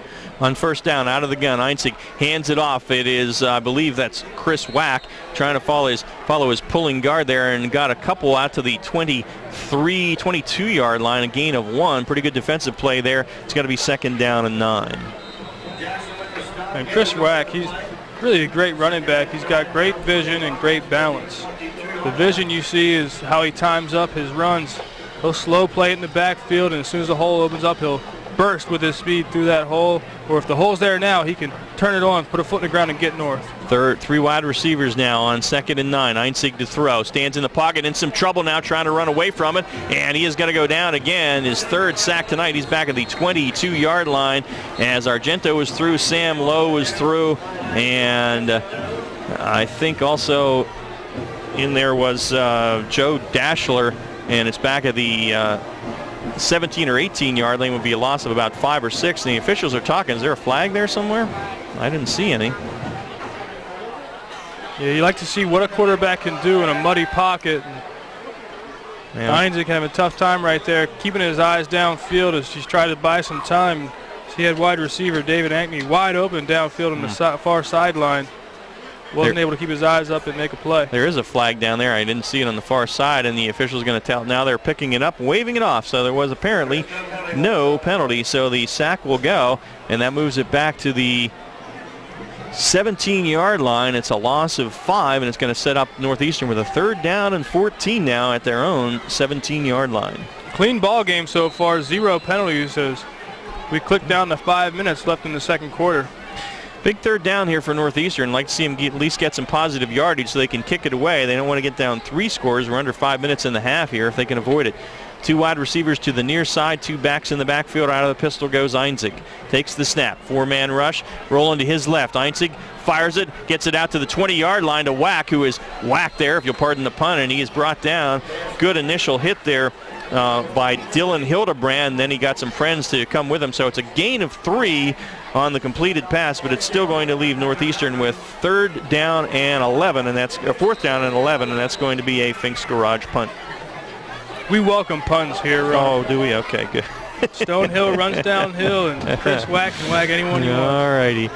So 4th down and a Finks Garage punt now. Clock at 4:15 here in the second quarter, and they need a good kick by Chase Asala. High snap. He pulls it down, gets the kickoff. Good job by him. It's a high kick. Punt. Yep, fair catch called for and made at the 44-yard line by Matthias Cabell, and that was a good job by Sasala, handling the high snap and getting off a pretty nice kick. So Red Lion in decent position at its own 44 and leading by 14 with 4:05 left in the first half, and big defensive series for Northeastern. If they can hang with them here, we'll get you a GSLSC scoreboard update here as we can. DeLone leading Littlestown 10-7 in the second. Dover just 7-6 over Eastern in the second. Bit of a surprise there. Bermudian 14, Fairfield nothing in the second. York Catholic 7, Hanover nothing in the first. First and 10 now for Red Lion, its own 44. Grove puts a man in motion away from us, hands it to him, and trying to cut to the outside and getting the corner a little bit out to the 49-50 yard line. There for Red Lion is Alex Keogh. Keogh's first carry tonight picks up 5, and it's going to be 2nd down and 5 from there, as Northeastern did a decent job. Connor Johnson almost got him in the backfield, but Keogh enough speed to get to the corner. Keogh doing a good job of taking his time and navigating his way out to that open real estate and getting a good 5-yard gain. Fernando Flores, tough job right there by the linebacker, not keeping contained. 2nd and 5 now. Grove out of the gun. Waldrop in motion. Hands it off to Jackson. Jackson looking to get outside and makes a cut up inside. Looked like he was going to be stopped for no gain there. Fights his way close to a first down. And was that might have been Holloway trying to get him. Yep, it was Kenny Holloway there. His second carry tonight, and he is a half-yard short of that first down, so it's going to be 3rd down and about a foot for Red Lion, just outside the 46 of Northeastern. Good job right there by this. You got a timeout. Good job right there by the Northeastern defense getting penetration, but two things we often see together is poor tackling and good power running. I don't know if Red Lions, he's asking how far they have to go, one of the measurements, so it's about a foot. So it's going to be 3rd down and that much. Other scores in the GSLSC scoreboard update. First quarter, Southwestern 7, Central 3, Spring Grove 7, New Oxford nothing, Gettysburg 28, Susquehannock nothing in the first, Dallastown 7, William Penn nothing in the second, Biglerville leading York Tech 10-0 in the first, and the ball's out. Ball came out on the snap there, and Northeastern says they have it, and they do.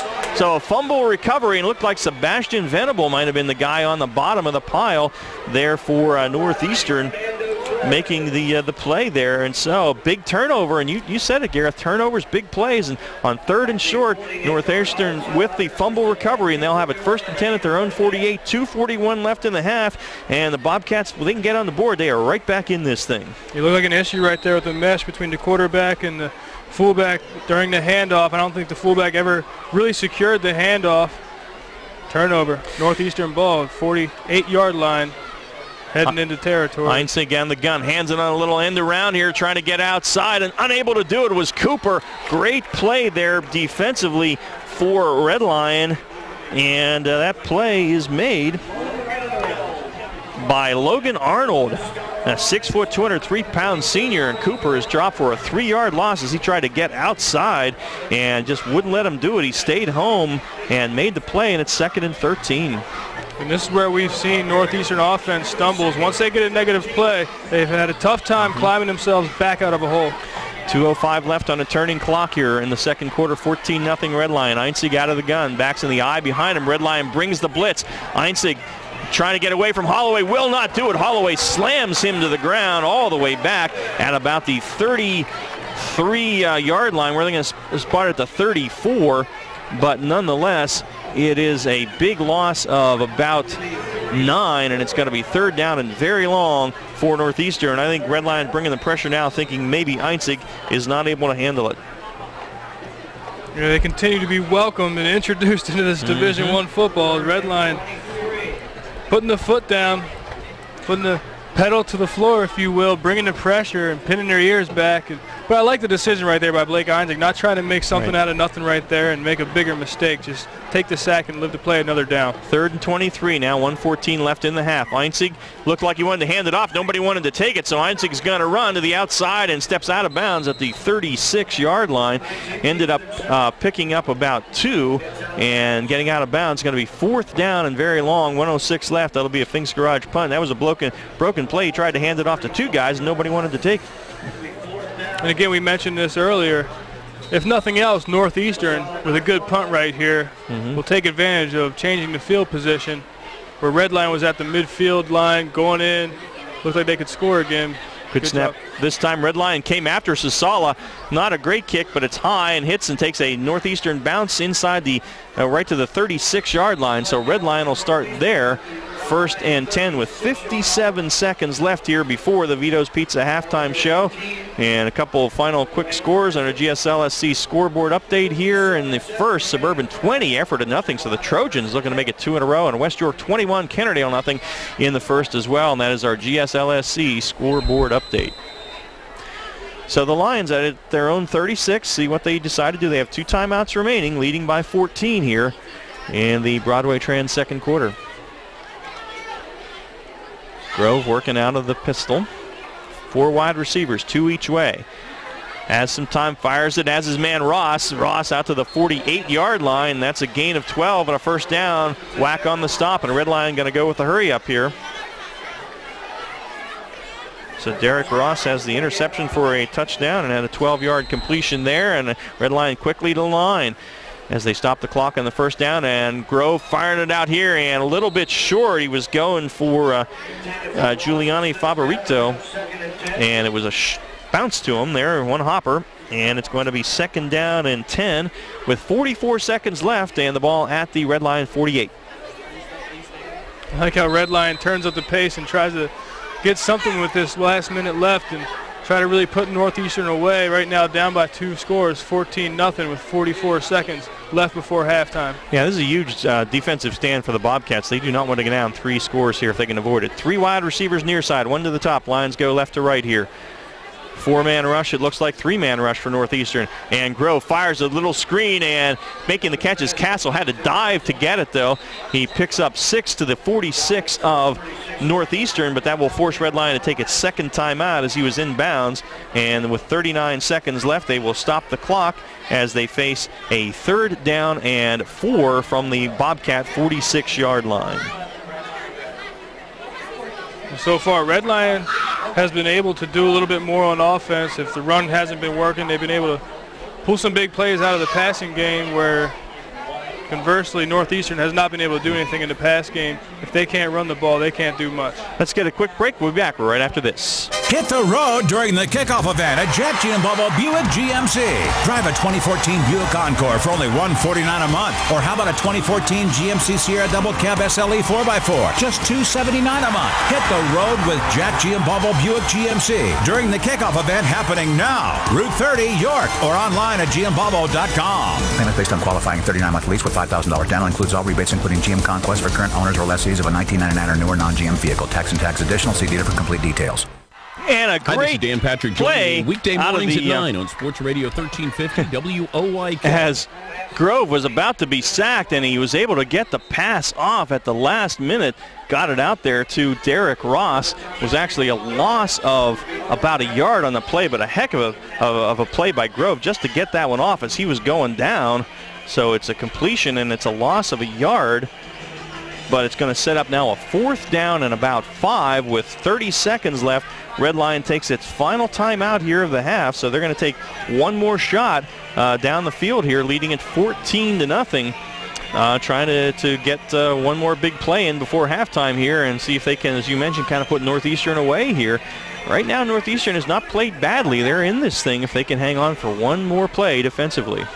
Yeah, go back to that last play. I talked earlier about quarterbacks. You like to see how they play in a muddy pocket or with trash, guys around their legs. And Dalton Grove right there, guys all over hanging on his legs, able to make a good throw and make something out of nothing. Yeah, avoided about a 10-yard sack.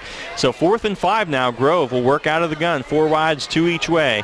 Grove stands in the pocket, has time, fires it down the sideline for Castle, broken up by Marr. Pretty good defense by the cornerback, John Marr, 5'11", 170. Got the right hand up there and batted that thing away from Castle at the sideline around the 30-yard line. Would have been a first down, but the Bobcats defense does its job, and with 25 seconds left, they'll take over at their 47-yard line now. Northeastern, Gareth, has all 3 of its timeouts left here, and they're near midfield. I don't know, do they take a shot downfield if they get something on first down? You know, stop the clock, right? That's right, and they've got some capable playmakers. David Ankney, very good wide receiver. Jordan Zirkle runs some good routes. He can get open, and number 3, Jonathan Butler, is a talented tight end. Let's see if they do something here. Heinzig out of the gun. And they hand it off to YAIAA. YAIAA up the middle, cross midfield. YAIAA running hard, has a first down, breaks another tackle. He's at the 40 and down to the 39-yard line. So that is going to be a 14-yard run. They'll stop the clock with 17 seconds left. And as they move the chains, and we'll see if Northeastern does take a timeout here, because they're going to wind that clock, and Northeastern will, I believe, take its first timeout as they are at the Red Lions' 39-yard line. So they spread it out with 4 wide receivers, gave it to YAIAA. He went up the middle, broke a couple tackles, got 14, and so 17 seconds left there at the 39. 2 timeouts left, a couple complete passes. They could be well inside the 20 and have a shot at the end zone. Yeah, I talked earlier about Chris YAIAA and his balance and his vision. Right there you see a great example of his balance, being able to take hits, keep his feet. Defenders bounce off of him. Great power, great balance. Good job getting that first down. Northeastern up to the 39-yard line, going in, threatening against Red Lions defense. All right, we'll see what happens here now. Einzig will work out of the pistol. He'll have wide receiver each way. YAIAA is behind him. They've got Cooper in the slot to the near side. What kind of pressure this defense brings. Yep. Now they bring 4. Einzig in the pocket now, looking, fires it across the middle, going for his tight end Butler, just beyond him a little bit. Coverage there was by Hill, the linebacker, and just beyond the outstretched arm of Butler was the pass, so it's incomplete. It's going to be 2nd and 10 with 12.9 seconds remaining in the first half. Good protection right there. Northeastern's offensive line. Red Line only brings 4 rushers, 4 defensive linemen, put everyone else, 7 guys back in coverage. And Einzig, plenty of time back there, and just throws it out of reach of the outstretched arms of Jonathan Butler. YAIAA in front of Cooper in the backfield behind Einzig, working out of the pistol. 2 wides, both to the top of the formation. Einzig takes the snap, fades to throw. Pressure comes from Sam Lowe, and Lowe drags him down back at the 48-yard line. Sam Lowe gets the sack. It's a big 13-yard loss, and that will end the first half. So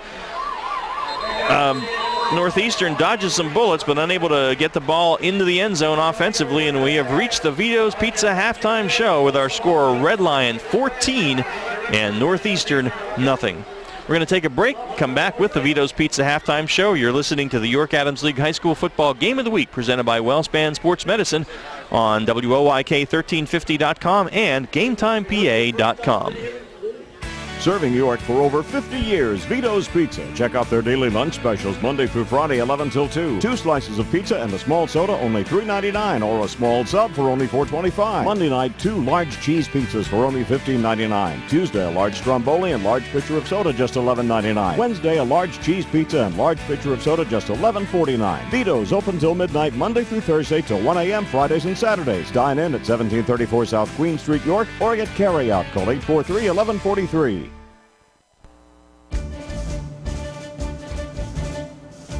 If you are one of the many people who have a 401k or IRA or other form of retirement savings, this info could be very valuable. The number one fear of most retired people is running out of money. Hi, my name is Tom Dasher, president of Tom Dasher Investment Services. Most of you have accumulated a pretty handsome lump sum of money by retirement, but now what?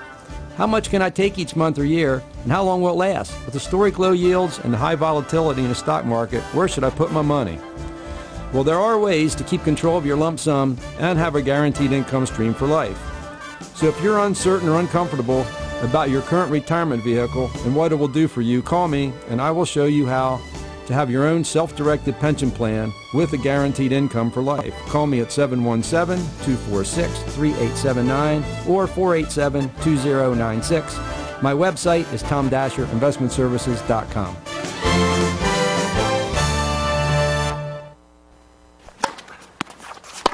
Tennis used to be a very polite game.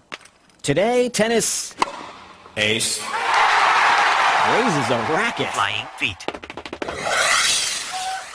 The style, the play, and the players are intense, athletic, and hard-charging. Flying Feet Sports Shoes welcomes the evolution of tennis and its battling players with a full line of specialty tennis shoes worthy of the new game. These aren't stand-around-look-pretty shoes. These are co-conspirators for the court. Shoes that will endure opponent after opponent, match after match. Shoes that move when and how you move and stop at your command. Shoes that fit and feel good so your feet are ready and able to take that next set. Flying Feet's team includes Prince, Wilson, New Balance, and K-Swiss in widths that fit. And the Flying Feet staff is always on the sidelines ready to help with your selection. Tennis, it's a whole new game. Be prepared to play it well. Flying Feet. Flying Feet Sports Shoes, just off exit 18 of I-83, right behind Domino's in York. There's only one place for local high school sports. Sports Radio 1350. And we are back here at Hornfield and Red Lion. It's the Vito's Pizza halftime show. Ron Ruben and Gareth Hisson with you on a beautiful night for high school football. Glad you are with us. Next week, remind you, we'll be at York Catholic as the Irish host the Bolts of Littlestown, so make sure you join us for that one. As the Northeastern Bobcat Band takes the field, we'll get a little of their show a little bit later. Right now, time for our scoring recap, brought to you by Yorktown Roofing and Siding. Red Lions, so far, the only team to strike tonight. On their second possession, they went 9 plays, 56 yards in 5 minutes and 25 seconds. That drive was capped off with a 6-yard touchdown pass. Dalton Grove to wide receiver Christian Castle. With 1 minute left in the first quarter, Red Lion took the lead 7-0. After that, Northeastern got the ball, and on a 4th and 14, an errant throw by quarterback Blake Isaac, and Derek Ross, the cornerback, caught that ball, scampered 80 yards, reversed the field, and scored with 5 minutes and 58 seconds left in the second quarter. Red Lion took the lead, 14, Northeastern nothing, and that's where we sit at halftime. Red Lion 14, Northeastern 0. All right, and that is our scoring recap brought to you by Yorktown Roofing and Siding. And boy, you called it early on. The turnover is really the key. In fact, Red Lion driving from Moore late in the half had a fumble, which allowed Northeastern to take over near midfield and maybe prevent the Lions from getting even a third score on the board. Yeah, that's been the big problem. They've moved the ball. Other than one drive that Red Lion had, Northeastern's really been moving the ball more consistently tonight. That's been on the ground game, but what we've seen is Red Lion's been able to do more in the pass game, and Northeastern, if they can't get the game going, they haven't been able to do anything in the air.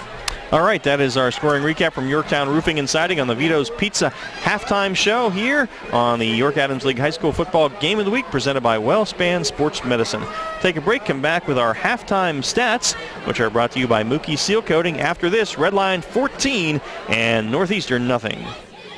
Hello, Maple Donuts. Mabel speaking. Mabel? No, Mabel. I work for Maple. Oh, they sound the same. Yeah, I get that a lot. What can I do for you? What kinds of Maple Donuts are there? What kinds of Maple Donuts? Yeah, you know, what kinds of flavors does Maple Donuts have? Are you serious? Maple Donuts has 58 varieties. You know that, right? Well, yeah. See, I'm a teacher, and I wanted to celebrate back to school by taking a dozen Maple Donuts into the teacher's lounge.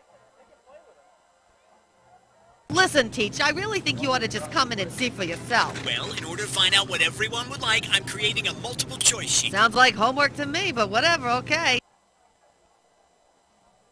Here we go. I'm ready. Glazed cream filled, cookies and cream, cinnamon buns, toasted coconut, maple caramel, maple bacon, apple dandy, chocolate devil's food, chocolate peanut covered. You still there? Phew, still with you. Peach, jelly filled, blueberry, vanilla icing with sprinkles, chocolate icing with sprinkles, Long John's French, crullers, Bavarian. You really want me to keep going?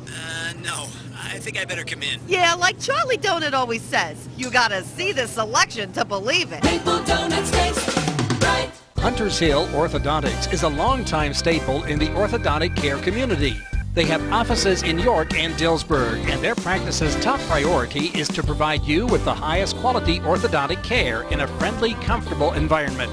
Call our York office at 767-6694 to make your appointment, or in Dillsburg, call 502-1186. We've got your smile at Hunters Hill Orthodontics. Visit our new location at 1399 South Queen Street, opening in mid-August. This is your last chance for huge savings on all remaining 2014s at York Mitsubishi. The 2015s are now in stock, so York Mitsubishi is moving out all the 2014s. Save up to $3,500 on all remaining 2014 Outlander Sports. Save $1,500 on all remaining 2014 Mirages, starting at just $11,995. And don't forget that every new Mitsubishi comes with York Mitsubishi's famous 10-year, 100,000-mile warranty. York Mitsubishi, 1305 Roosevelt Avenue, off Route 30 in York. York Mitsubishi is a proud sponsor of Penn State football. First in York, first in sports. Sports Radio 1350, WOYK. Ron Ruin back with you at Hornfield and Red Lion. The Northeastern Bobcat Band entertaining a good crowd here tonight as the Red Lion Lions lead it 14-0 here at the half. Let's get a little bit of the Northeastern Bobcat Band for you.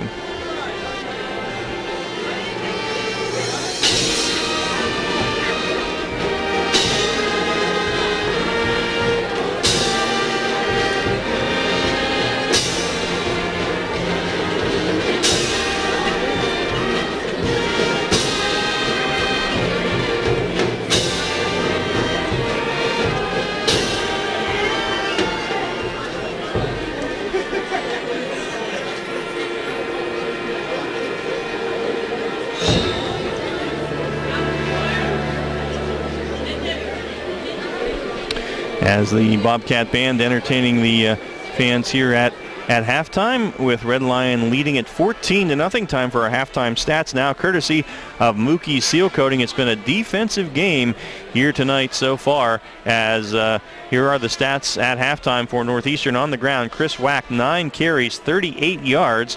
Michael Cooper, 4 carries for a net of 1. And Blake Einzig, the quarterback, has been sacked on numerous occasions. He has 6 carries officially for negative 36 yards because of those sacks. And David Ankney trying to get outside on a wide receiver end around, 1 carry for minus 1 yard. So 20 carries for a net of just 2 yards for Northeastern here tonight.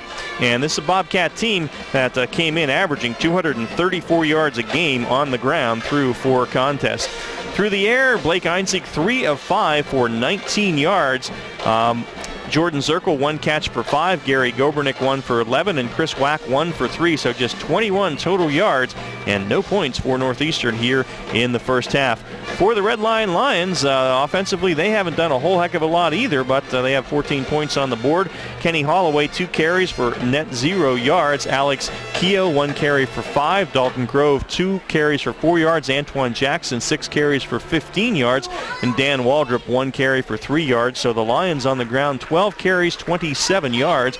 Through the air, Dalton Grove is 6 of 9 for 62 yards, including a 6-yard touchdown pass.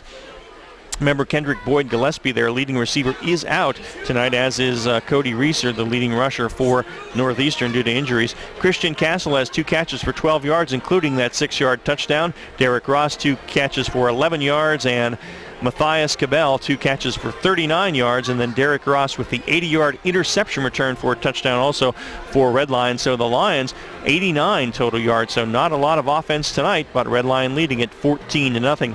Our halftime stats brought to you by Mookie Seal Coating.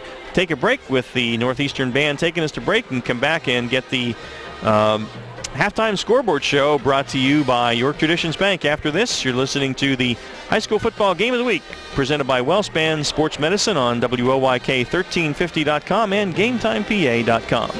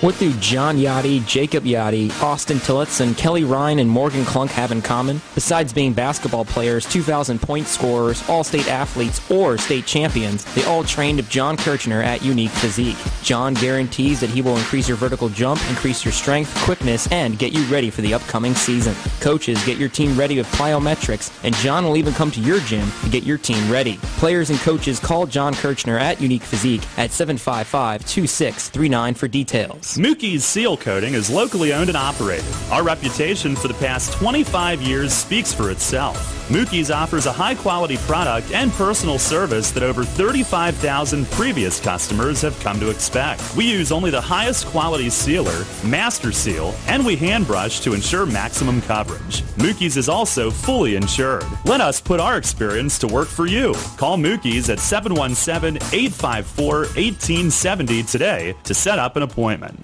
Today it seems everybody is offering a discount on car insurance, but at what price? Reduced protection, impersonal service. At State Farm, you can earn discounts and still get full service and dependable protection. From the world's largest car insurer, see me, Trish Hauser, 1865 Susquehanna Trail North, York, for the State Farm multiple line discount. With State Farm, you get an agent you can depend on and an insurance company you can trust. For the details on State Farm's multiple line discounts, see me, Trish Hauser. Get ready for winter now and save big on your heating oil or propane costs. Call today to schedule your first fill, and don't forget to ask our energy advisors about the right money-saving plan or budget to fit your lifestyle. Lock in your rate and protect your price all winter. Our price-protected customers save an average of $325 per year. Visit ShipleyEnergy.com or call 855-4SHIPLEY to schedule your next heating oil or propane delivery. Shipley Energy, energy for life. Hi, this is Dan Patrick. Join me weekday mornings at 9 on Sports Radio 1350 WOYK. Back at Horn Field, Ron Ruman and Gareth Hissong with you. Halftime here, the Vito's Pizza Halftime Show on our York Adams League Game of the Week, presented by WellSpan Sports Medicine, and Red Lion leading at 14-0 over Northeastern as the Lions look to get to 3-2, and Northeastern would fall to 3-2 if they cannot turn it around in the second half. Time now for our York Traditions Bank halftime scoreboard show. Some other scores from around the York Adams League at the half. DeLone leading Littlestown 17-7 in the second quarter. To me, a surprisingly close game. Dover 14, Eastern 12. The Golden Knights hanging in with what last week I thought was a pretty impressive Dover Eagle team. Bermudian big on Fairfield 28-0 in the second quarter. York Catholic big on Hanover 28-0 also in the second. Southwestern and Central knotted at 13 apiece in the second. Spring Grove 21, New Oxford 0 in the second. So the Rockets hanging in there with all their injuries. Gettysburg 42 and the Susquehannock Warriors 0 in the second quarter. Tough season for Susquehanna because they are still searching for their first win. Dallastown leading William Penn 21-0 in the second as the Wildcats look to go 4-1. Big Riverville up over York Tech 17-0 in the second. Suburban 35, Effort 0 in the second. So Suburban Trojans looking to go 2-3 here after the 0-3 start. And West York on its way to going 4-1. They lead Kennerdale in the second quarter 35-0. That is your York Traditions Bank halftime scoreboard show here on the Vito's Pizza halftime show. Our score, Red Lion 14 and Northeastern 0. Take a break and back at our Coach's Pep Talk brought to you by Penn State York. After this, you're listening to the York Adams League High School Football Game of the Week presented by WellSpan Sports Medicine on WOYK1350.com and GameTimePA.com. We are Penn State. Are you? Attention high school juniors and seniors. Adult learners and veterans. Do you want to become a Penn State student? Don't miss the Penn State York event Saturday, October 18th from 9 a.m. till 2 p.m. Learn about the admission process. Meet faculty and students. Investigate financial aid options. And tour the York campus. Explore the major programs offered at Penn State York and our university-wide 2+2 program. Lunch will be provided Saturday, October 18th. Call Shelley at 717-771-4040 or email mdradic@admissions.psu.edu. My name is Leslie Dell. I'm with Olivia's House, and we've been a York Traditions Bank customer for 4 years. Olivia's House is a nonprofit organization that offers no-cost services to families, and we specialize in helping children after the death of a loved one. Olivia's House is much like York Traditions Bank. Both started in 2002, small, independent, created by people from this community, building from the ground up. And what is so remarkable is when we really needed a bank to get behind us and help us, York Traditions was there. You can't find better bankers. And anytime you know the people that you need to ask advice from and get wisdom from, it just feels comfortable. We really feel like we're calling family. It just makes it easy to do banking. Large enough to help you build your business. Small enough to build a relationship. York Traditions Bank. I think York Traditions Bank has that traditional feel, and they hold our hand. Member FDIC, Equal Opportunity Lender. True Value Plus has a rather colorful question for you. Do you want the wall color you love to stay richer and truer longer? Yeah, we thought so. And if that's the case, True Value suggests insisting on super premium Aura interior paint by Benjamin Moore. Stop by True Value Plus in Shrewsbury and see for yourself why Aura sets the standard in excellence. Formulated with Benjamin Moore's proprietary color lock technology, Aura ensures that the color you love will stay as beautiful and vibrant as the day it was painted. And that matters, so you'll only change the color when you want to. Plus, Aura is scrub and fade resistant, provides superior surface protection, and comes in every color you can imagine. Aura by Benjamin Moore. No paint is more enduring. Benjamin Moore, for everything that matters. Behind every project is a True Value Plus in Shrewsbury. Join me, Steve Zabin, mornings at 6 on Sports Radio 1350 WOYK. Welcome back to historic Horn Field, home of the Red Lion Lions, and our Vito's Pizza halftime show. Our Coach's Pep Talks brought to you by Penn State York. Red Lion has done a good job of being able to mix it up in the pass and the run tonight. See them continue to bring pressure on defense, push the pedal to the floor, and really put the pressure on this Northeastern squad. Northeastern need to see them do a little bit more, mixing up some plays, and they're going to need a little bit more success to be able to protect the quarterback when Red Lion pins their ears back and brings that pressure. That's our halftime Coach's Pep Talk, brought to you by Penn State York. And we'll be back after this break to bring you the second half of Northeastern at Red Lion from Horn Field. Watt Barbershop has 2 barbers with over 75 years of combined expert experience. Watt Barbershop has 2 licensed barbers who have done hair replacement demonstrations all over the country. There's only one answer, and that's Iacono's. Located at 2030 South Queen Street in York, this family-owned business has been serving York since 1972. For hair replacements, for chemo and fashion wigs for men and women, for a relaxing grooming experience, and for the best in the business, visit or call Iacono's at 854-8258. Stony Brook Family Restaurant, located at 3560 East Market Street in York, is open for breakfast, lunch, and dinner from 5 a.m. to 9 p.m. Completely remodeled, Stony Brook is the home of good food and hospitality at reasonable prices. Proudly serving the York area for over 30 years, Stony Brook is family-owned and now also serves beer and wine. For home cooking, homemade soup, steaks, seafood, our famous roasted chicken, or just about anything, visit Stony Brook Family Restaurant, 3560 East Market Street in York. Every day, Fast Signs helps businesses like yours with their visual communications. We ask the right questions, recommend smart solutions, and help you build your business. Our knowledgeable consultants uncover your communication challenges and provide visible solutions. At Fast Signs, we're innovators, planners, and designers. We're more than fast, more than signs, and we're more than ready to help. Contact Fast Signs today. Visit our store next to Sam's Club in East York or visit us online at fastsigns.com. Remember when the goal was to see how fast you could run home from school, play 99 straight innings of wiffle ball, or jump up onto anything? At WellSpan Health, we think making time to play is still a great goal. Being healthy is how you get there. And just in case your grown-up body can't keep up with your inner child, WellSpan Orthopedics walk-in injury care is there to help with a team specially trained in treating sprains, strains, and broken bones. If you have a WellSpan primary care physician, your visit is added to your electronic health record so your doctor may coordinate any follow-up care. You never need an appointment, and both our Apple Hill location in York and our new Hanover Orthopedics location are open evenings and weekends. You can get all the details about orthopedic walk-in injury care at wellspan.org/injury. At WellSpan Health, it's our goal to help you get healthy and stay healthy, no matter how old you are or how young you feel. Your teams all the time. York's only place for local sports. Sports Radio 1350 WOYK.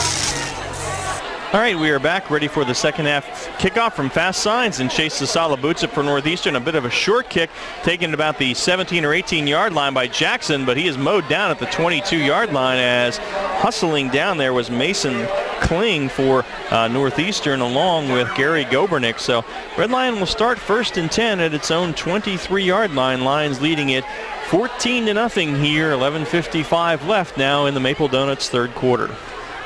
Be interesting to see if the Lions try to stick to the ground game or if they use that short passing game, which can be an extension of the running game, to try to get things going and keep this Northeastern defense on their heels. 2 wide receivers to the top of the formation as the Lions go left to right here in the third period. Grove is under center, puts Waldrop in motion, and they pitch it deep to the single back. That's Keogh, and he is dragged down. A nice play. Knifing through there was Gary Gobernick from his linebacker spot, and he drops Keogh for a yard loss. It's going to be 2nd down and 11 from the 22. You talk about setting the tone when you come out from halftime. Right there again, this defensive front for Northeastern doing a great job of penetrating and getting on that, playing on the offensive side of the ball. And again, great play from that linebacker spot. Slashing in there is Gobernick. to make the tackle. 5'10", 170-pound junior, and it's second down and 11 at the 22 now, as Redline is going to have to take a timeout. So the Lions not ready to go here as the play clock was winding down. So the Lions end up taking a timeout early here. See if that comes back to get them later. 11:18 left in the Maple Donuts third quarter. Redline 14, Northeastern nothing. You're listening to the York Adams League High School Football Game of the Week, presented by WellSpan Sports Medicine on WOYK1350.com and GameTimePA.com. You've been told that you'll just have to learn to live with it. It often begins with a slight tingling in your feet, but over time the tingling turns to numbness, burning, and pain. It's called peripheral neuropathy, and we know what you're going through. At Leader Heights Healthcare, a DTS pain center, we've developed a proven and highly successful treatment program that's not only safe and effective, it's covered by Medicare and most insurance plans. There is hope. Call Leader Heights Healthcare, 741-4848. Online, leaderheightshealthcare.com. Hi, this is John Shapansky, head coach of Northeastern Bobcats. You're listening to the High School Football Game of the Week presented by WellSpan Sports Medicine on Sports Radio 1350 WOYK. First in York, first in sports. And out of the timeout, a little pass out in the on the wing there, and it goes for about 11 or 12 yards, but a flag flies, and this one may well come back, and it's going to block in the back against Red Lion. So that's going to wipe out the gain there. That was a pretty decent gain, and I believe on the reception that time was James Jackson, but that one's going to be wiped out because of a block in the back, and so they'll walk that one off from about the 27-yard line back to the 17, and from there it's going to be second down now and about 16 yards to go.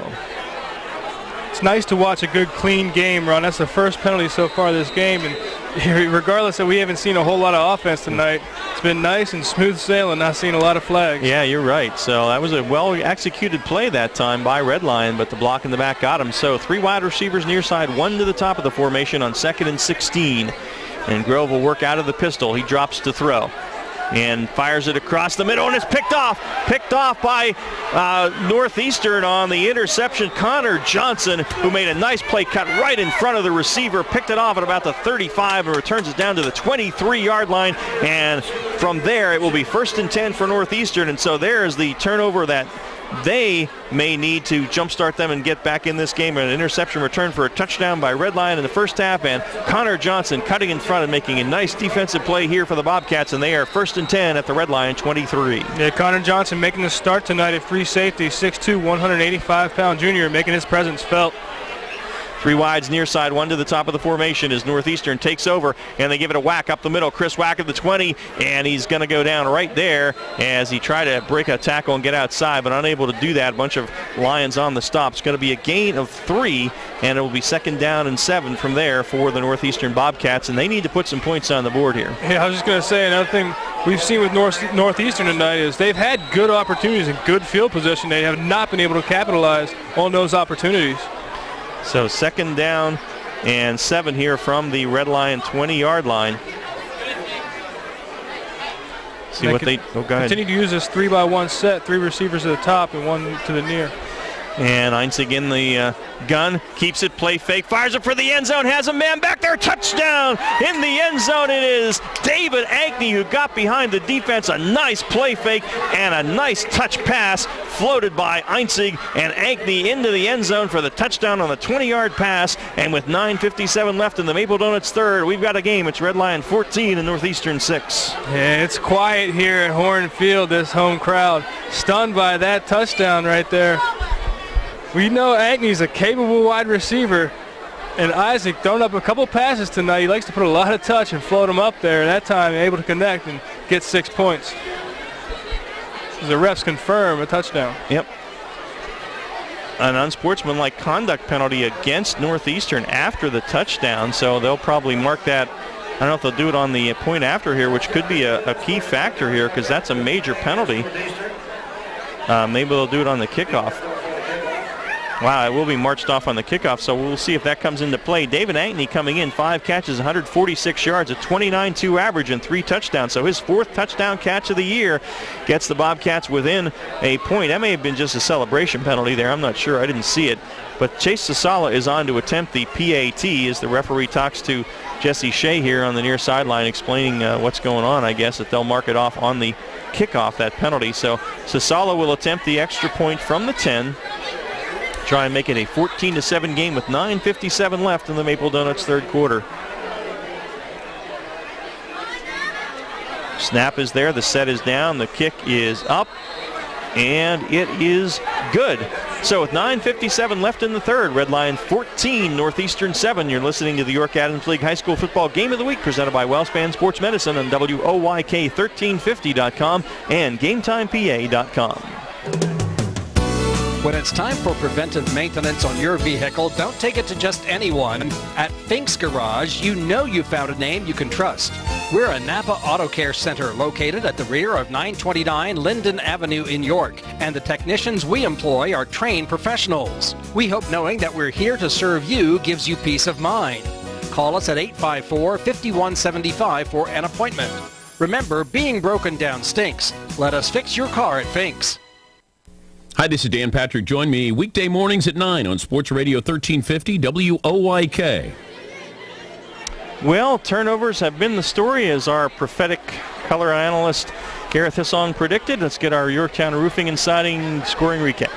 Yeah, after an interception brought to you by Connor Johnson, started free safety tonight. An easy 2-play drive going 47 seconds and 23 yards. Capped off with a 20-yard touchdown pass. Quarterback Blake Eisnick hooks up with wide receiver David Ankney. And with 9 minutes, 57 seconds left in the third quarter, Red Lion 14, Northeastern 7. And our Fast Signs kickoff now coming from the 25 after the unsportsmanlike conduct. And here's the kick by Sasala. Good kick, and it drives Paul Jones back to the 20. Caught it over his shoulder. Nice catch. He cuts upfield and is hit and goes down at the 35-yard line. As pretty good coverage that time. Mason Kling, who's been doing a nice job defensively and on special teams, along with Kobe Motley hustling down for the Bobcats. So Red Lion gets it at its own 35, 1st and 10, leading now 14-7. A really nice tackle right there on special teams by Kling. Making an open field tackle, wrapping up those legs. Great job right there. Here we see Red Lion starting at the 35-yard line, moving from our left to right.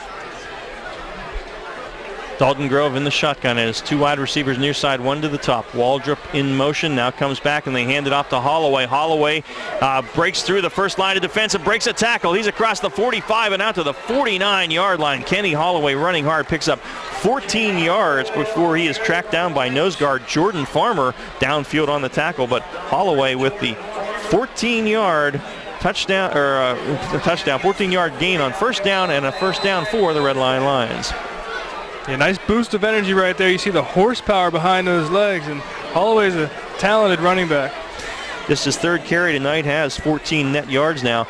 Lions send 4 wide receivers, 2 each way now on 1st and 10 at their own 49. Grove out of the pistol here, and they bring a bit of a blitz. Holloway up the middle, and he gets to the 48 of Northeastern for a gain of 3 before he is stopped, as in there is Gobernick to make the hit. 2nd down and 7.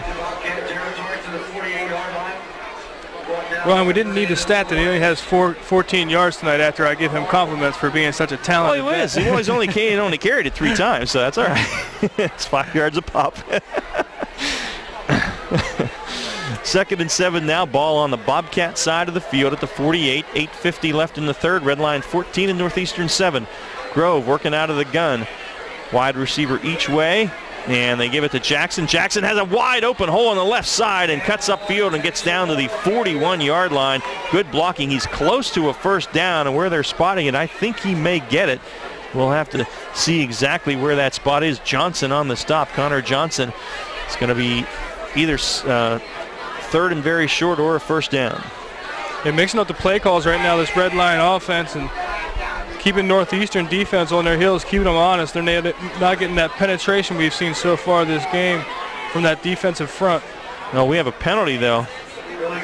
Illegal shift. Wow, so that wipes out the nice gain by Antoine Jackson.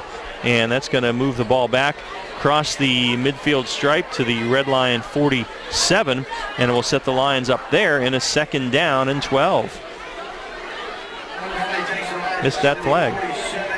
Slippery slope. Ron had a first half penalty free and already 3 penalties here. Yeah. Second half. So 2nd and 12 for the Lions, their own 47. Grove working out of the gun. Waldrop in motion. Goes back the other way now. They give it to Jackson. No, it's kept by Grove. Grove faked it, but not fooled at all was John Marr, the cornerback, in run support. He stayed home and brings Grove down for a 1-yard loss, and that's going to set up a 3rd down and 13 for the Lions at their own 46.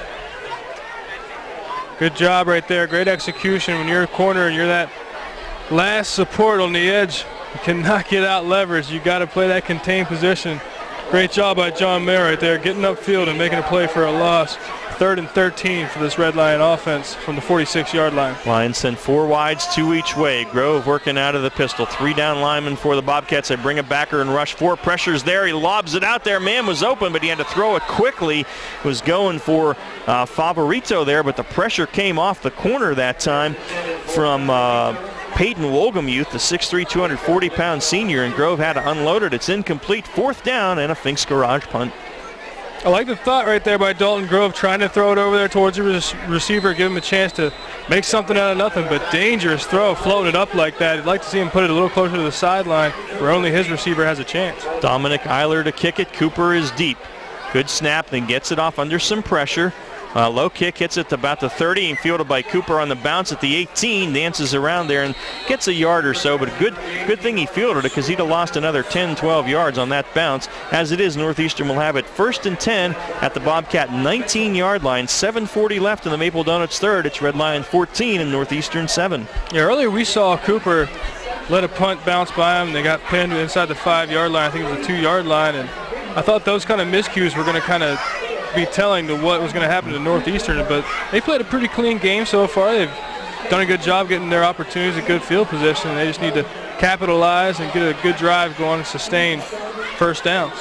Michael Cooper comes in now and replacing Chris Wack. Wack, I think, has an issue with his helmet. They're working on it on the sideline. They're also working on the chain over here, so that gives the Northeastern coaches a chance to speak with their players for a moment. Gary Gobernick comes over to get the final instructions and see what the Bobcats do on 1st down. They'll send a wide receiver near side and 2 to the far side as they go right to left. At their own 19, trailing 14-7, 7:40 left in the 3rd. To snap to Einzig. Einzig hands it off. Cooper has a hole on the left side, cuts to the outside of the 25, the 30. Cooper pushed out of bounds at around the 35-yard line. Oh, went down hard, hurdled bench over here, but pops up. So I think he's all right. Looked like he fell off a cliff there. Was pushed out of bounds by Dylan Hildebrand. But the Cooper's showing the speed there. And I don't know what they're talking about over here. Was there a flag thrown? I didn't see any. Maybe there was. He got to the 35-yard line, so it was a gain of 16 for Cooper. And I think Red Lion, maybe there was there a flag thrown for a late hit? I don't know if there was an extra shove towards the. I don't think there was. It was just. I think the speed of Cooper. Yeah. I mean, I think when he hit him, he was either in bounds or very close, but we'll have to see. They actually marked him out at the 37, so that was an 18-yard gain for Cooper. Yeah, they're waving off the flag. Okay. Well, they talked about it, and I think that's probably a good call. No, they're marking it to 35, so it is a gain of 16 for Cooper. Great vision of Cooper once he's on that sideline. Sees the bench, hurdles the bench, and into the cheerleaders. Really? If you're a cheerleader, you got to keep your head on a swivel tonight when Cooper's out there. He gets his cleats at flying feet. He's fast. 5'8", just a $140. He's a sophomore. But shifty now. Chris Wack back in the backfield. 3 wides top, 1 to the near side. 1st and 10, the Bobcats their own 35. Einzig takes the snap and hands it to Wack. Big hole. Wack at the 40. Wack at the 45 and runs through a couple of tacklers out to the 49-yard line. 14-yard gain for Chris Wack. Sam Lowe on the stop out here with Hildebrand. But I'll tell you what, that was a good hole initially, and then Wack did the rest of it. Mentioned a couple of times, you see them coming out using that 3-by-1 formation. 3 receivers at the top, 1 receiver here at the bottom, and that makes this Red Line defense spread out and cover 53 1/3 of the field. On 1st down, Einzig play fake and threw it. Oh, his receiver fell. He was firing it out to Gobernick, who slipped, and Gobernick now holding his leg a little bit. He may have strained a muscle or something as he went down. And I don't know if that would have gone for a whole lot because there was a defender there, but he just slipped right as the ball got there, and his left calf may have a cramp there. So they're going to work on that. And on the incomplete pass, it'll be 2nd down and 10. A good penetration right there. Getting upfield is number 29, Pat Stafford, 6'1", 196-pound defensive end. He's a junior. Creating some disruption in the backfield. While they work on Gary Gobernick's left leg, he's a good linebacker for this team, too. We'll get you a GSLSC scoreboard update. The Squires of DeLone leading Littlestown 17-7 in the third. Dover 14, Eastern 12 at the half. That's a bit of a surprise there. Bermudian 28, Fairfield nothing at the half. Green Knights off to a good start, but struggling tonight. York Catholic leading Hanover 28-0 in the second. Southwestern and Central tied at 13 at the half. Both those teams 1-3, so that's a good game. Third quarter, Spring Grove 28, New Oxford zip. 42-0 Gettysburg over Susquehannock at the half. Dallastown leading William Penn 21-7 at the half, so the Bearcats on the board. Biglerville up on York Tech 17-8 at the half as the Spartans hang in. Suburban looking to get its second straight win, leading effort of 49-0 at the half, and West York up over Kennerdale 42-0 also at the half. And that is your GSLSC scoreboard update. And from what I gather, York Tech has a formidable team beating Littlestown last week. Yeah, that's right. Yeah. So the Spartans are not the pushover they were once upon a time. That's great to see. It is. It was good to see when Fairfield came over that hump, and good to see Tech do the same.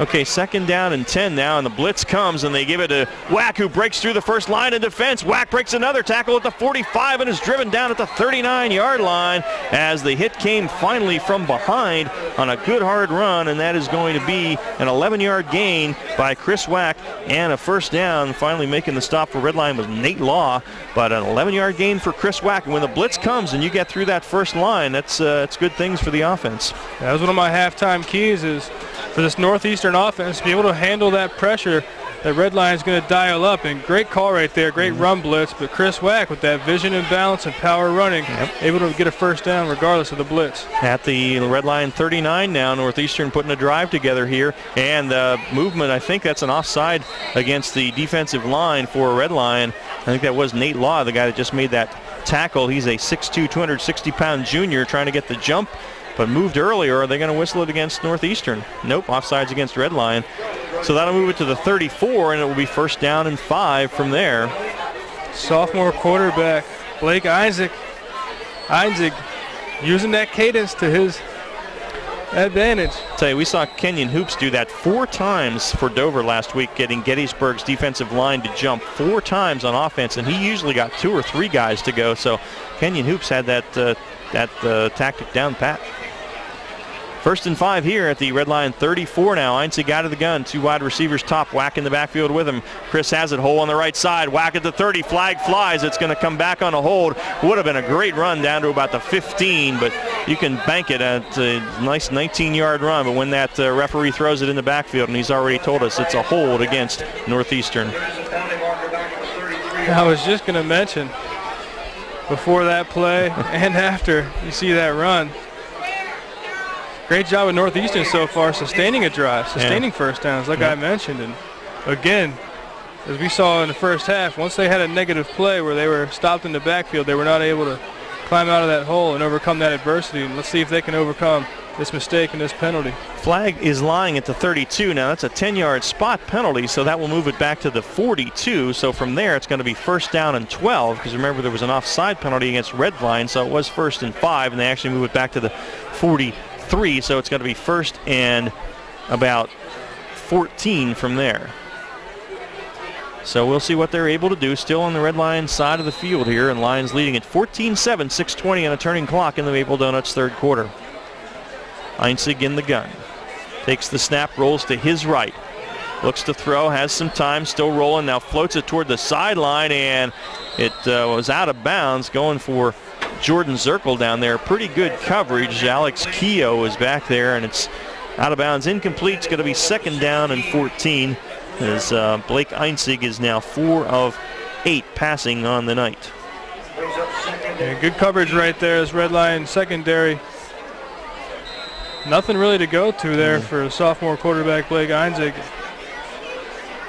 Nice to see him actually get out there with no pressure. It's been tough for him getting any throws off tonight. And Chris Wack did a nice job. He stayed in with protection, helped pick up the defensive line. So 2nd and 14, and play fake to Wack. Now he fires it across the middle, has his man. It is Zirkle. Zirkle at the 35 down to about the 32-yard line on this little in route there. Jordan Zirkle. So got it to the 32. That's a gain of 10, and it's going to leave 3rd down at about 4 for Northeastern. Great job right there by Zirkle. Window shopping. Wasn't a whole lot of open real estate in the zone right there. Good job finding that window, getting his hands up. Nice target for that quarterback. Setting up 3rd and manageable, 3rd and 3 from the 32-yard line, heading towards Red Line's end zone. Jordan Zirkle, 2 catches for 16 yards tonight. So 3rd down and 3 now. Einzig again out of the pistol. Hands it to Wack. Wack hit in the backfield and is not able to get away. Goes down right at the line of scrimmage. Nick Argento made the initial penetration, and right around the line of scrimmage, Wack will go down. So it's 4th and 3 now, and we'll see what Northeastern is going to do here. They drop him on market at the 32.5, lost about a half yard. So 4th and a long 3, and we'll see what they do. It looks like Wack's coming off the field, maybe cramping up a little bit in his left hamstring, and I'd like to see him go back to Michael Cooper. He's made some electrifying runs so far this drive, and he's been your workhorse this drive so far. So 4th and 3. Let's see where they go. Bobcats going for it. 3 wides near, 1 to the top. Cooper is the back.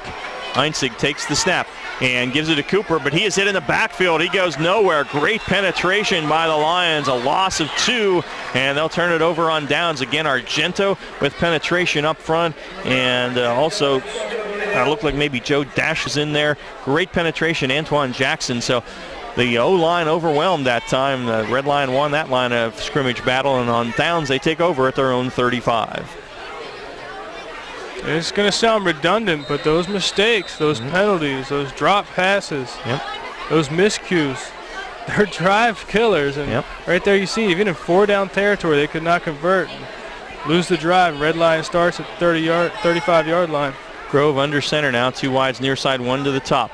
And he hands it off to Kenny Holloway. Holloway trying to get wide, and he's not able to do it. Connor Johnson, who's having a nice game defensively, drags him down about a 1-yard gain to the 36, and it's going to be 2nd down and 9. Yeah, you mentioned Connor Johnson's having a great game. He's really earned his stripes tonight. I believe this is his first game starting at free safety, and he's done a tremendous job making his presence felt for this Northeastern defense. I thought he played well when he came off the bench in that York Catholic game we had in the opener, but I think Kenny Holloway that time, he's a north-south runner, and he was trying to get outside. He's really doesn't have the speed to do that, and then Johnson made the nice play on it. Near hash is the football now, 4 wides again, 2 each way on 2nd down and 9 at the line 36. And they hand it off right in the middle, and popped immediately is the ball carrier. And that was Kenny Holloway. And on the hit there for Northeastern. Fernando Flores coming off the edge there, making a great move, using his speed and leverage, just throwing his hips, getting past the blocker, and making a great hit. Great stop right there, and 3rd and 9 for Red Line. Flores, 6'1", 195-pound junior linebacker, and boy, he did make the play. So 3rd and 9 at the 36. Grove will go out of the pistol. Takes the snap, drops to throw. Pressure's coming. They're trying to set up a screen, and they get it, but it is read well. It was completed to Waldrop, but waiting for him was Gary Gobernick, who's come back from the cramp. Made a great play, loss of a yard, and it's going to be 4th down and a Fink's Garage punt. Yeah, Gobernick's got a nose for the football away. He just slashes in and makes plays. Real quick guy, and way to read that screen, come up, make a shoelace tackle, and force a punt for Red Line. Yeah, with Gobernick and Johnson, they've got a couple nice defensive players to Northeastern. So the punt will give it back to the Bobcats. 2:40 left in the 3rd, still 14-7. And the punt is away, off the side of the foot, and it's going to go out of bounds in Red Lion territory. And so Northeastern again is going to have the ball in great field position at the Lion 44. They just haven't been able to do a whole lot with it. It's 14-7, Red Lion leading, 2:29 left in the 3rd, and the Bobcats will take over at the Lion 44-yard line. Yeah, and you got to wonder when Northeastern is going to get over that hump and capitalize on some of these opportunities. Red Lion was fortunate that last drive, as I believe it was Chris Wack that got them down to close to 15-yard line, and play was called back after a holding penalty. Northeastern wasn't able to overcome that adversity. Here we go, Northeastern with the ball back in Red Lion territory at the 44-yard line. Northeastern, their traveling uniforms, white uniforms with the black helmets and the orange and black trim, the black numbers. And Einzig's going to have to take a timeout because guys are dancing around and play clock was down to 1 and they weren't ready. So Northeastern will burn its first timeout. Red Lion did that as well. With 2:29 left here in the third quarter, we'll just keep it here for now. And this might be a big series for Northeastern because if Red Lion's able to hold them, their offensive confidence is going to have to start to wane a little bit, I got to think. You'd think, but the way they've been running the ball, that last possession was pretty promising. They've really come out and set the tone in the second half and made a statement up on the defensive line.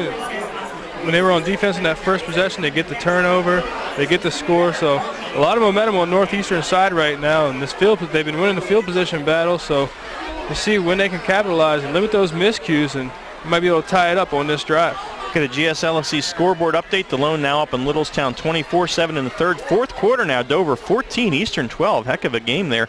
Bermudian 35, Fairfield zip in the third. 28-0 York Catholic over Hanover at the half. And Southwestern and Central also still tied at the half at 13. Third quarter now, Spring Grove 28, New Oxford nothing. Get the rest in a moment. First and 10 at the 44 of Red Lion. Einzig in the gun. Takes the snap, gives it to Cooper. Cooper looking to run wide, now cuts it up inside and gets down to the 43-yard line. It's a gain of 1 there before he's snowed under by a couple of the defensive linemen, Antoine Jackson and Nick Argento there. Gain of 1, it's going to be second down and 9.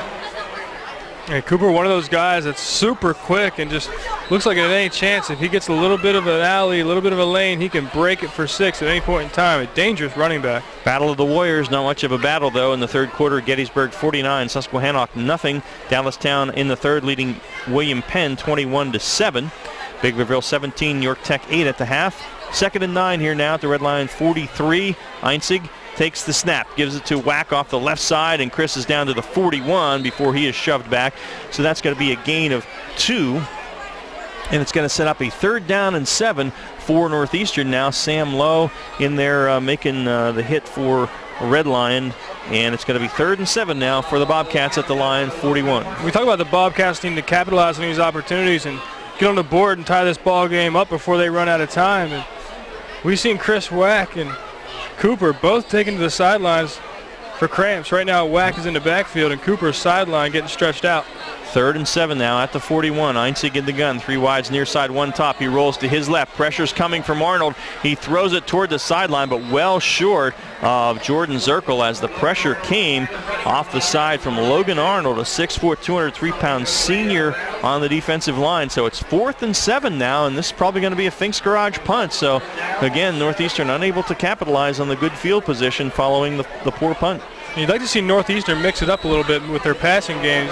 It seems so predictable how much they run the ball, get in a third and long situation, try to throw, and Red Lion brings the pressure, and Northeastern not able to handle it. So Chase Sasala to boot it away here. Good snap and gets it away. High kick's going to hit inside the 10, and can they down it then? I think they were able to. Yes, great play on the special teams, and hustling down there for Northeastern was Fernando Flores and threw it back over his shoulder, and they down it at the 2. And so good special teams play for the Bobcats, and Red Lion will start at its own 2-yard line with 56 seconds left, and the Maple Donuts third line still leading at 14-7. Finishing up our GSLSC scoreboard at halftime, Suburban 49, Effort to nothing, and in the third quarter, West York 48 and Kennerdale nothing. That's twice we've seen an absolutely incredible punt out of the Bobcats and pinning Red Lion deep. Last time it was inside the 1, and here they go from the 2-yard line. Grove under center. Now they ran quarterback sneaks last time when they were down here.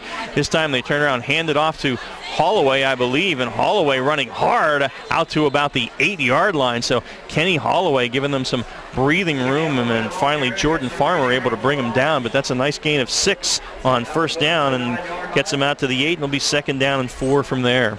Holloway carrying guys on his back. Tremendous effort out of that running back. So second and 4, we're under a half minute left here in the third. It's been a pretty good game, 14-7, Red Lion leading it now over Northeastern. Grove will work out of the pistol here. except Redline going to have to take a timeout. Oh, Northeastern calling a timeout. Is that right? Wow. With 19 seconds left in the period, and Northeastern burns its second timeout of the half. Northeastern only having 10 guys on the field for defense. Well, you said that's a key mistake. So they only have one timeout left, and they may need it. It's a close game. It's a one-score game. 19 and a half seconds left in the third, and it's going to be second down and 4 when we come out of this timeout at the red line, 8-yard line. You obviously want to use that timeout right there when you got red line pinned against their own end zone like this. You want to get that extra guy in there and try to pin them back and get the ball again and continue to try to make something happen with your good field position. Yeah. So Grove will work out of the pistol here. He's got a wide receiver to the top. Everybody else kind of in tight. And one man in the backfield with him. And Waldrop in motion now comes back this way. Play fake, Grove to throw, fires it, dumps it out to Waldrop in the flat. Nice play, first down across the 20, tripped up by Gobernick. Could have gone for a lot of yards. As it is, it gets out to the 24. It's a gain of 16 and a first down for the Red Lion Lions, and that gets them away from their own goalpost. Really nice play design right there. Red Lion able to get their first down of this half. 12 seconds left in the period, and they are not going to get another play off. So the third quarter will end with our score, Red Lion 14 and Northeastern 7. The York Mitsubishi fourth quarter comes your way next. You're listening to the York Adams League High School Football Game of the Week presented by WellSpan Sports Medicine on WOYK1350.com and GameTimePA.com. Hit the road during the kickoff event at Jet Giambalvo Buick GMC. Drive a 2014 Buick Encore for only $149 a month. Or how about a 2014 GMC Sierra Double Cab SLE 4x4? Just $279 a month. Hit the road with Jack Giambalvo Buick GMC during the kickoff event happening now. Route 30, York, or online at giambalvo.com. Payment based on qualifying 39-month lease with $5,000 down includes all rebates, including GM Conquest for current owners or lessees of a 1999 or newer non-GM vehicle. Tax and tax additional. See dealer for complete details. Your county, your teams. Sports Radio 1350 WOYK. First in York, first in sports. Starting the York Mitsubishi fourth quarter here, Red Lion has it 1st and 10 at its own 24-yard line, leading it 14-7 on a nice little play fake pass to the fullback Dan Waldrop. I really think Northeastern has to get a defensive stand. They've had their chances tonight, but the Bobcats just haven't been able to put the drive together. They made some nice plays, but as you mentioned, then something always goes wrong. Shoot themselves in the foot, and they have not been able to overcome those adversities. Dalton Grove under center now. Single back is Jackson, wide receiver each way on 1st and 10. They pitch it to Jackson on the sweep. Jackson cuts it back up inside, and he forges his way out to the 27-yard line, gain of 3. Pretty well defensed there. Sebastian Venable, a 5'10", 200-pound senior defensive tackle on the stop. 2nd down and 7. Continue to see a good job by this Bobcats defense, not allowing Red Lion to out-leverage them and get outside to that open perimeter on the edge. 2nd and 7 for the Lions at their own 27 now. Half a minute into the York Mitsubishi fourth quarter. Lions continue to lead it 14-7. And Grove will work from the pistol now. Takes the snap, and he gives it off to Holloway, who tripped in the backfield and then is immediately taken down. Again, Gary Gobernick, who has had a heck of a defensive game, along with Tate Lau in to make that stop. It's a loss of a yard to the 26, and it's going to be 3rd down and 8. I like his demeanor and his swagger on defense. Gobernick, like I said earlier, just slashes in and makes plays. Great job, great vision, great nose for the ball on defense. So 3rd down and 8 now. The Lions at their own 26. 10:50 left in the fourth. Yeah, Gobernick, we don't keep track of the tackles. He's got to have at least 8 or 9 tonight. He has been all over the place. And Venable and Farmer do a great job of opening up the lanes for him to come in and clean it up. Grove rolling to his right, looking to throw, under pressure, gets it off now, and a lot of heat, a lot of traffic there. Too high, was going for Castle. Pretty well defended, as there were 2 guys right there with him. And it's overthrown, so it's going to be incomplete, and it's going to bring up 4th down for the Red Lion Lions and a Finks Garage punt. Good pressure that time by the defensive line, and they forced Grove to run to his right and throw on the run. Yeah, kudos to Lau as well, who is another guy who eats up those blockers and allows the linebackers. Bobcats come in and clean things up. Dominic Eiler to punt, high punt, fairly short. It's going to hit at the 50-yard line, bounces straight sideways, and will go dead at the 47-yard line of Northeastern. So again, the Bobcats starting in good field position, their own 47 with 10:24 left here in the York Mitsubishi fourth quarter, but the Bobcats still trail Redline 14-7. I guess we'll continue to say this is a very important drive for this offense. Yeah, it is. Northeastern got to overcome their miscues and try to capitalize on this good field position. Should note again that the Bobcats have used 2 timeouts here in the second half. Redline has used 1, so we'll see if that comes into play down the line. 4 wide receiver set, 2 each way as the Bobcats go left to right here in the fourth quarter. Whack is in the backfield. Now Ankney goes in motion away from us, and they give it a whack off the right side. Not much there. He may have gotten a half yard, and that is about it. Pretty well defensed by Redline as they stuffed it up inside.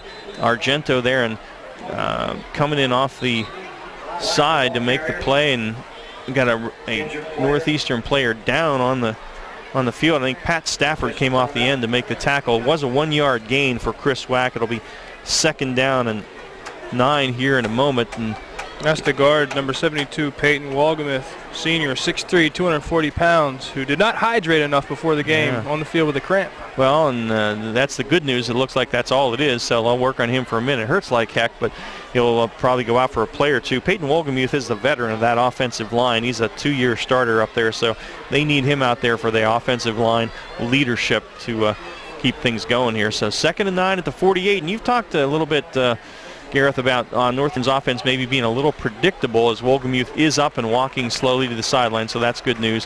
What might be a good play call here on 2nd and 9? Because I think you're right. I think they've been a little bit predictable on 1st and 2nd down and then trying to throw it on 3rd down. Some of the play action passes will work whenever they expect to run so much, and keeping some guys underneath on some underneath routes, because I don't think they're going to have enough time to throw it deep.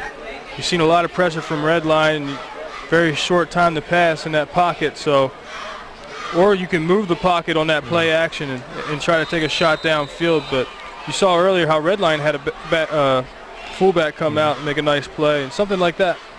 2nd down and 8. They give it on a little end around to Cooper. Cooper trying to get outside, but he can't do it. Good defense by Redline, and Cooper actually lost 2 yards back to the 46. So they did try something a little different, and Cooper's down now, and he pulls his helmet off as he was hit hard there and went down. Tried to get to the outside, couldn't do it. It's going to be 3rd and 11 after they took a look at Michael Cooper here. And I think he's going to be cramping up as well.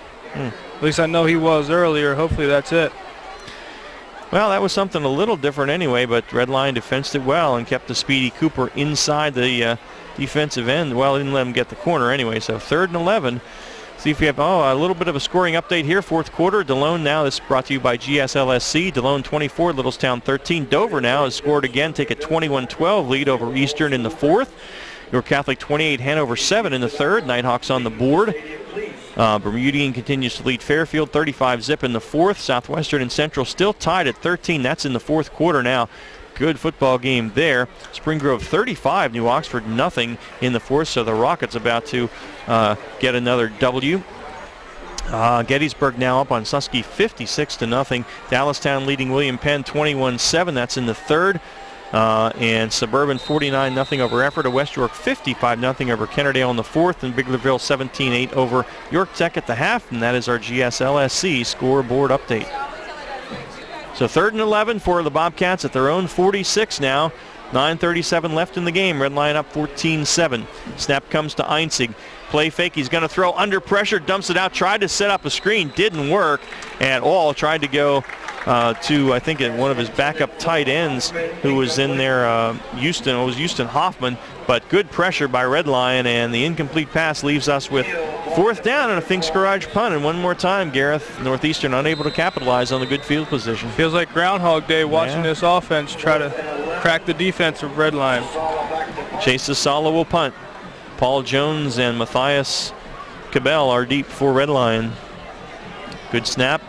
Sasala gets off the punt, angling for the sideline, and goes out of bounds inside the 20 at about the 17-yard line. So the Lions will have it 1st and 10 there. 9:22 left. We'll take a quick break and back after this. Yorktown Roofing and Siding, locally owned and operated since 1992. The premier building materials distributor in Central PA. Distributors of roofing and siding, windows and doors, decking and railing, seamless gutter and gutter guard, and cabinets and vanities. Both wholesale and retail. Located at 261 Northeast Street in York. Online at YorktownRoofingandSiding.com or call 845-9447 or toll free at 1-800-457-3943. Hi, this is Jesse Shea, head coach of the Red Lion Lions. You're listening to the High School Football Game of the Week, presented by WellSpan Sports Medicine on Sports Radio 1350 WOYK. First in York, first in sports. And Kenny Holloway off the left side on first down gets across the 15, well, they started at the 17. He got about back to the line of scrimmage. Well defensed in there by that defensive line again of Northeastern. No gain. It's going to be second down and 10. Holloway trying to follow his pulling guard, junior, 6'2", 205-pound Nick Mankin. So a great job by this Bobcat defense, who continues to do a great job and not allow Red Lion to get any big running plays. 8:50 left on a turning clock in the York Mitsubishi fourth. It remains Red Lion 14 and Northeastern 7. Two wide receivers to the top now, and a man in motion away from us is Keogh. They give it to him. Alex Keogh trying to get outside. Not going to do it. Hit in the backfield and dropped as Fernando Flores came through and would not let that play get outside. And Keogh goes back all the way back at the 11. A loss of 6. Third down and 16 now for the Lions. Yeah, those are two linebackers. Number 2, Fernando Flores, a junior, 6'1", 195. And number 17, Gary Gobernick, 5'10", 170, junior. Those guys have made a lot of plays tonight. Both plays similar. Very quick guys, get around a lot of blocks, slash in, make a lot of plays, and they don't give up leverage and don't let people get outside of them and get on the perimeter to make big plays. Great job by those two tonight. Third and 16 now at the 11. Play clock down to 3, and Grove in the gun and gets the snap just before he ran out of time. Pressure comes. They set up the screen and unable to get away. Great play. That was to Keogh. He gets 2 yards, and that is going to be it. And again, it was Fernando Flores making 2 nice defensive plays in a row. So it's going to be 4th down and 14 and a Finks Garage punt. Thought I was going to get burned a little bit after that commentary. It looked like Flores was out of position, but with that speed and that length, he was able to make it up and pull the running back down. Yeah. So 4th down and 14, a Finks Garage punt, and again Northeastern looking to get good field position. Wack back there now stands at the Red Line 45. High kick but short, and again takes a bit of a line bounce, but it's going to be inside the Red Line 40-yard line. They'll mark it at the 37, so Northeastern 1st and 10 at the Red Line 37. 7:15 left in the game. Northeastern still down by 7. They need to get the offense in gear, and they aren't going to have too many more opportunities to do it. No, they're not, and their defense does a great job of getting the ball back time after time, forcing 3 and outs from the Red Line offense, but this Bobcat offense has not been able to capitalize on this field position. Here they start at the 37-yard line of Red Line. Let's see if they can do it this time. Blake Einsing at quarterback. Marcus Josie was injured in the second game. Cody Reeser, their leading rusher, out tonight as well. Should be back soon. And they're going to do some trickery here. It's fired by Ankney. Flips it downfield. Oh, and it's dropped by Gobernick at the 8-yard line as the quarterback pitched it to David Ankney, who fired it down the right sideline. Gobernick was behind the defender. Was a bit of a tough catch reaching up over his head, but got both hands on it, just couldn't pull it in. Would have been a first down, probably a touchdown, as he was at about the 7-yard line, but it's incomplete, and it's going to be 2nd and 10. Gary, stay on defense. Fought himself with his hands right there, trying to turn around and catch it. If he would have kept running, hear that basket catch, Willie Mays might have caught it. Yep, 2nd down and 10, straight ahead. Chris Wack to the 35, and that is it. Gets 2. It's going to be 3rd down and 8. Well, I think we got to at least give it to the Red Line, or the Northeastern coaching staff. They came out on first down with a little trickeration there. And that was not predictable. No. Good call right there, ready to mix it up and take a shot downfield. And would have worked if the execution was there, but I talked about it earlier all night. We talked about turnovers, penalties, and miscues, and I included in that drop passes, which are drive killers. And here we are, 3rd and 8. Tough to get 8 yards on 3rd down, but 2 down territory where they are right Absolutely. now. On the 35-yard line. So we'll see what they can do if they can convert and get another first down. Keep this drive alive. 6:25 left in the football game. Red Lion leading 14-7. 3rd and 8 for Northeastern at the Lion 35. Einzig takes the snap, looks to throw, fires down the far sideline. Flag flies on the near sideline. I think that was caught as they go out of bounds. Ross, and it's marked at the 14-yard line. Ross came away with it out of bounds, but it was a completed pass. And trying to see who caught the football. I still haven't been able to pick up a number. It's Jordan Zirkle. And looked like the defender did a great job of knocking the ball out. I don't think the receiver. Say it was there's a flag lying over here on the 31-yard line on the near sideline. So I thought Zirkle came down with it. So I'm not sure what the call is here. It looked like Zirkle originally came down with it. Defender had his hands on the ball and also ripped it away as they were on the ground. So it didn't look like the catch may have been completed. All right. And a penalty apparently was against Northeastern. Illegal man downfield, and it's declined. I believe that was the call, right? Is that what that is when you touch your hat? Yep. So after all that, it's an incomplete pass, and it's 4th down and 8. Wow, I thought that was a great catch that Zirkle made over there. And another good play. Just take a chance. Give your guys a chance to make these plays. You got talent out there. David Ankney's a great receiver. Yeah. Jordan Zirkle, great receiver. They got some height, and they can make some plays. They got some talent. And Blake Einzig can put it there for them. They're going to have to hustle. The play clock is down to 15. I'm not sure Northeastern knows that yet. They're going to have to take a timeout here. That'll be their final timeout of this football game with 6:14 remaining, as they were not going to get the play in time. It's 4th and 8. The ball is at the Red Lion 35-yard line. Red Lion leads Northeastern 14-7. This is the York Adams League High School Football Game of the Week presented by WellSpan Sports Medicine.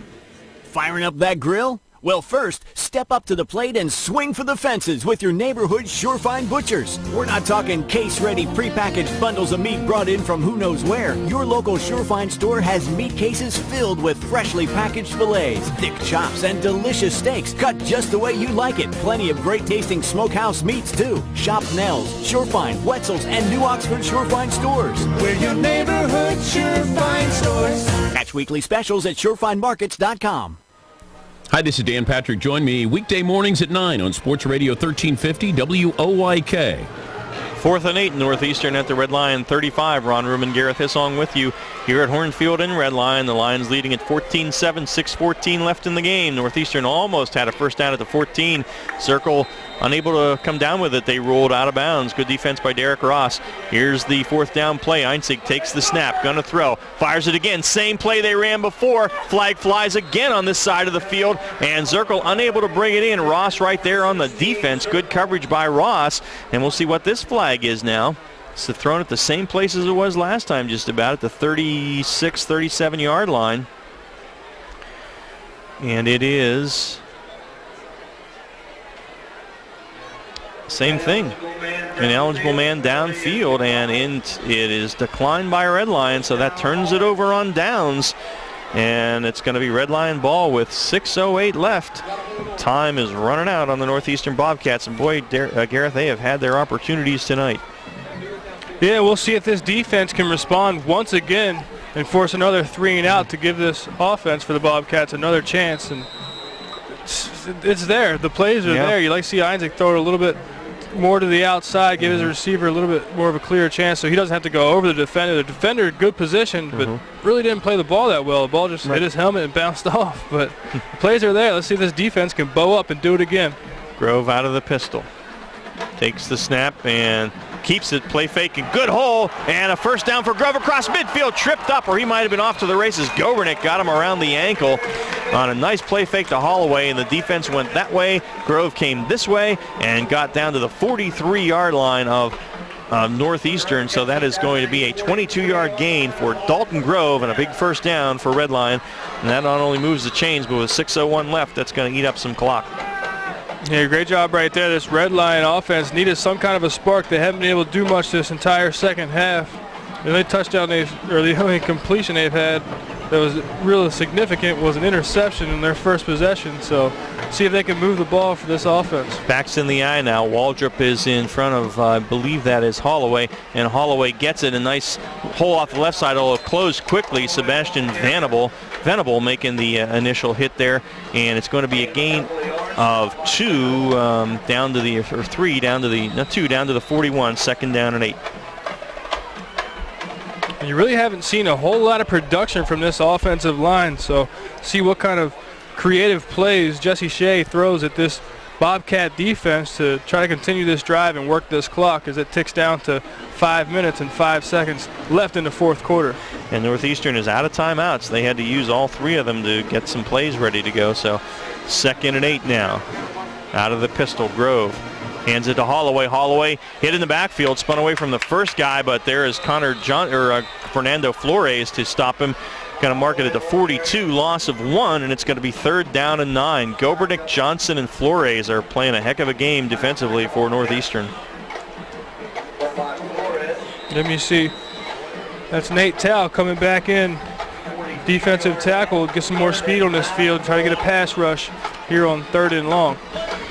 Third and 9, ball at the Northeastern 42, clock turning at 4:24 in the York Mitsubishi fourth. Red Lions still clinging to that 14-7 lead. Cabell to the top of the formation, Castle to the near side. Out of the gun goes Grove. And Northeastern jumped. That's going to be offsides as they were going to bring the pressure, and a couple of the defensive linemen jumped early. So that will turn a 3rd and 9 into a 3rd and 4 as they'll walk it down to the 37-yard line. Well, a lot more options on 3rd and 4 than there are on 3rd and 9. Yeah, that's right, especially in Jesse Shea's playbook. Yeah. Well, we will see what they do here. That stops the clock momentarily at 4:09 left, and now they wind it. So we'll go under 4 minutes here. Red Lion up by 7, and ball at the Northeastern 37, and it is third down and 4. Grove from the gun now. Receivers in a bunch to the top in tight. Castle out wide to the near side and play fake and batted down by Mason Kling. They tried to set up a screen. Kling had the good penetration from the linebacker spot and knocked it down. So on the incomplete pass, it's going to be 4th down and 4. Although from here, I think Red Lion may well go for it, although you can try and punt it and pin him back. We'll see. 4th and 4 at the Northeastern 37, and the Lions are going to go. Yeah, the way this offense has not been able to do much for the Bobcats, it's why not go for it and try to keep the ball and run the rest of this 3 minutes and 45 seconds out if you got the lead 14-7. This is a play of the game for Northeastern, because if Red Lion gets it first, they'll just about be able to run it out. Grove under center, 4th and 4. And movement, I think it might be Bastion Venable when Northeastern or Red Lions lineman took their set. He came across, and if it is, that's going to be a first down. And we're waiting for the call from the official, but I think it was offside on the defense, and it is. And on that penalty, that is a first down. And boy, Gareth, you said it early, and it has been consistent tonight as they move it to the 32. The mistakes have been the keys to this game tonight, and with 3:44 left, Red Lion is in a position now to not quite, but almost run this thing out. Yeah, really, everything we've seen tonight has culminated from turnovers and a lot of penalties, killing drives, negative plays, not being able to get yourself over adversity. This Bobcats team has struggled with those miscues. 1st and 10 at the 32 now. Grove under center. They pitch it to Jackson. Jackson on the right side, running hard down to the 27-yard line. Stop made by Connor Johnson. It's a gain of 5, and it's going to be 2nd down and 5 from there, and the clock ticks to 3:30. Two very physical style teams with great stifling defenses we've seen tonight.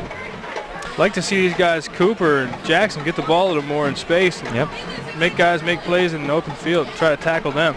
Grove under center now.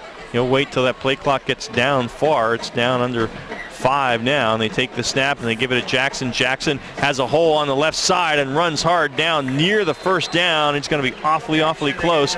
See where they're going to mark this thing. On the bottom of the pile, Peyton Wolgamuth there, a senior defensive tackle. Looks like he may be a foot or so short, and will set up a 3rd down and very short here. This is certainly 2-down territory. Yeah. Clock runs to 2:40. Northeastern out of timeouts. Red Lion up by 7. Ball just outside the Northeastern 22. Grove will come under center. Jackson is the back. As Grove lets that clock tick down, the play clock under 10, now under 5. Takes the snap, gives it to Jackson, has the first down and more inside the 10. Jackson into the end zone. Antoine Jackson skips into the end zone with 2:17 left on a 22-yard touchdown run, and that may be the backbreaker here as the Lions go up 20-7. There he is, I said it. Use that guy, Antoine Jackson. Great speed, great moves in space. You can't catch that guy. Great 23-yard run for pay dirt. Well, it was a good performance by the Northeastern defense, but they just ran out of times that they could stop Red Lion, and the Lions able to punch it in on the 20-yard run on the 3rd down and short. And they had to have everybody up on the line there, did Northeastern, to stop the 3rd and short. And once you get through that first wave, there's really nobody there. And Jackson with the speed able to take it into the end zone.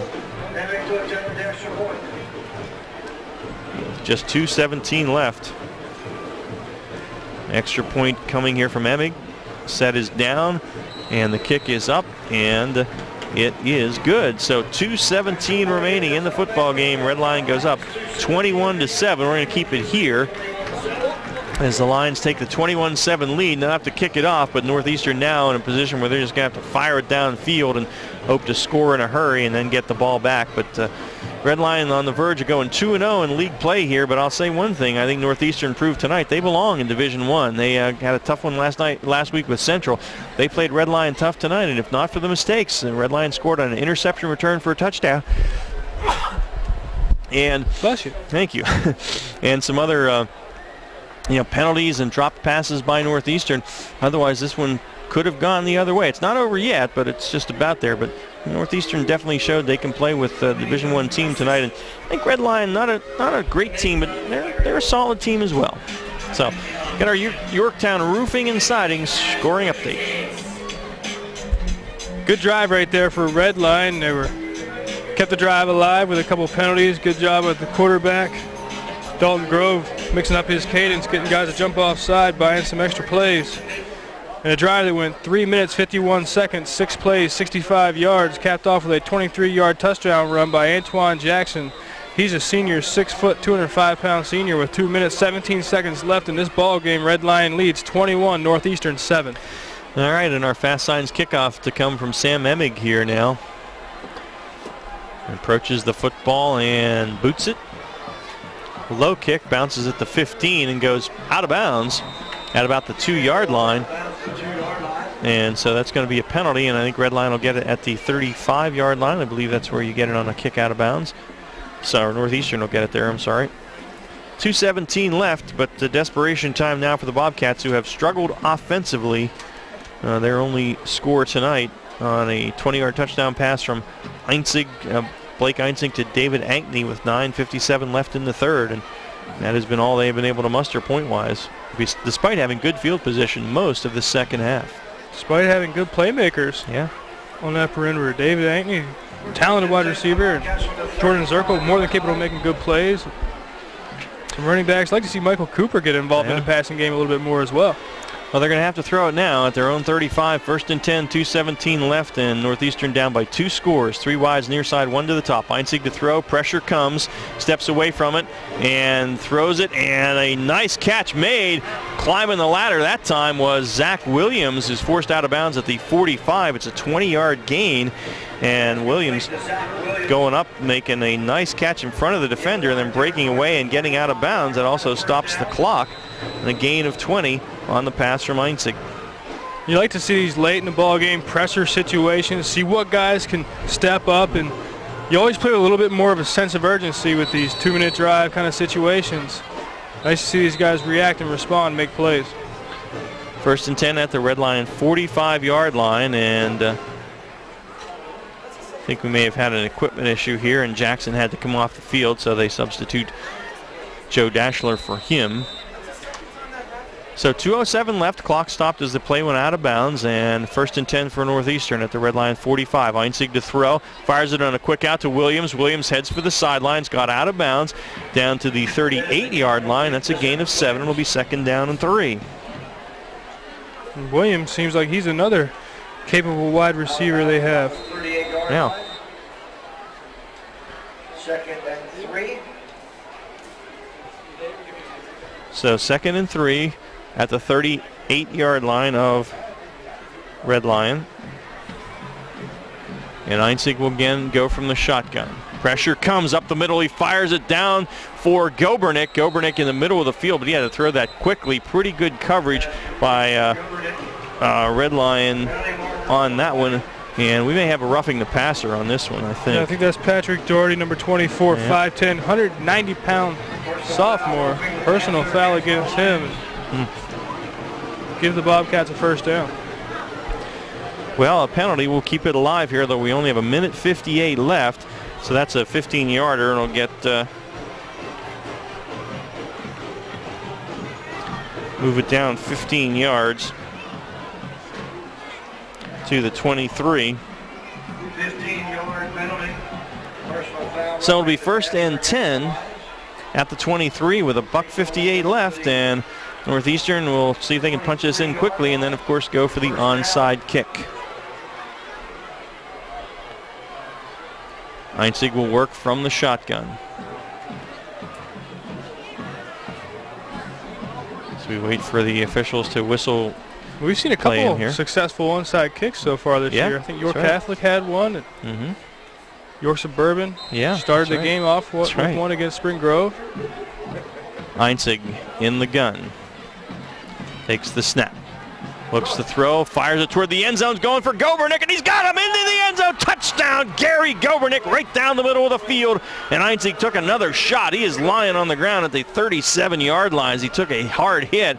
They have to attend to him, but it is a 23-yard touchdown pass from Blake Einzig, who now sits up to Gary Gobernick. So this thing may not be quite over yet, as Einzig with the 23-yard TD pass, his 2nd of the night, and Gobernick with the reception. And it's 21-13, so pending the extra point or either way, it is a one-score game as they took a look at Einzig over there.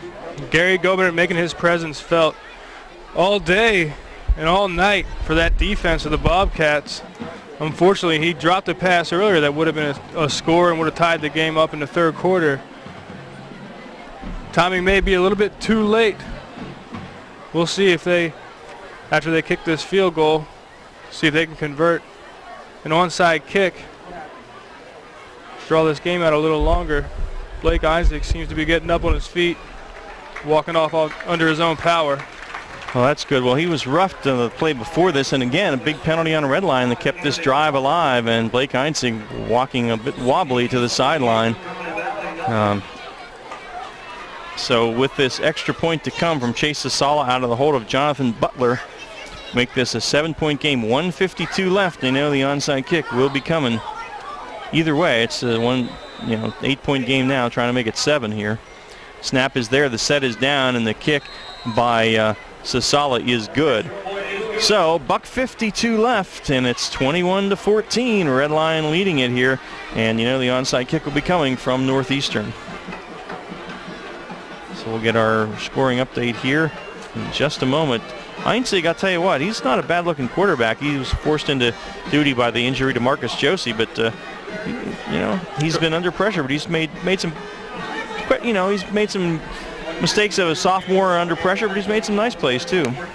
He commanded a great drive right there. They got the ball, 2 minutes and 17 seconds left, and here we sit with 1 minute 52 left in the ball game, and chance at an onside kick and get the ball and possibly tie the game up.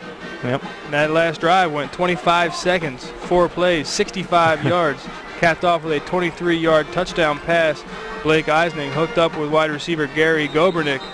And like I said, 1 minute 52 seconds left in this ball game.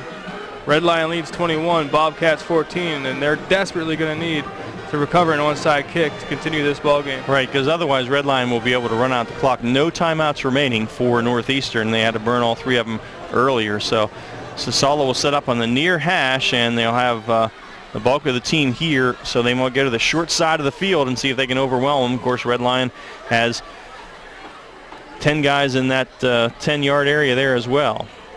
So the fast signs onside kick to come with 1:52 left, and this is the ball game. If Northeastern doesn't recover it, it's all she wrote. Sasala approaches it, hits it there, and it's in the air, and great play. Matthias Cabell caught it in midair, and a flag flies now from the sideline. And you assume there's going to be some kind of unsportsmanlike. I'm not sure what happened. I didn't see anything. It's Red Lion ball at their 49. Matthias Cabell with a nice play, caught it in midair and just fell right on it. This is what he needed to do, and we'll see what the flag is about now. And it is personal foul against Northeastern, so didn't see it somewhere. So it's right at midfield is where the penalty flag was lying. So they'll move it from the 49 of Red Lion to the 36 of Northeastern. And yeah, I don't see a number 18 on the roster here, but gave a little shove after the play, and I don't really think that was a penalty. I think, yeah. I think Dan Waltrip just kind of, his momentum kind of took him into number 18, and 18 gave a little shove, but more out of protection of himself than a foul. But regardless, here we go, Red Line taking over at the 35-yard line of Northeastern. Well, 1:51 left and Northeastern out of timeout, so Red Lion really just needs to snap this thing 3 times, and that'll pretty much take care of it. It was a good game, though, 21-14. Northeastern hanging in there and sticking with it down to the end. Touchdown pass getting it to within 7, but Grove under center now and takes the snap, turns around, hands it to Holloway. Man, was he hit in the backfield by Gobernick, and they're lucky they didn't lose that thing. Holloway goes down for a 3-yard loss, but the clock continues, and the danger there is that ball could have come loose as he was nailed, but it didn't, so it's going to be second down. Gobernick slashing in there, making his presence felt once again on this defense, and who knows, maybe he'll make a LeVar Arrington play. I'll tell you. Steal the ball next time. Clock down to 1:22, play clock at 13, so they'll have to snap this with about 1:10 left. We'll have to snap it at least one more time. Now Grove going into the pistol. Takes the snap and gives it to Holloway. Holloway off the right side, up the middle, gets back to about the 34-yard line, so he picks up 4, and it's going to be 3rd down and 9. Clock under a minute now, and they'll have to snap it one more time. I'm not sure they're going to have to snap it after that, though. They whistled in with 52 seconds left, so yeah, they will have to snap it one more time. So 3rd and 9.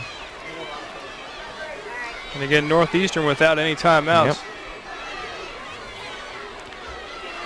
Lions approach the line, 37 on the game clock, 8 on the play clock.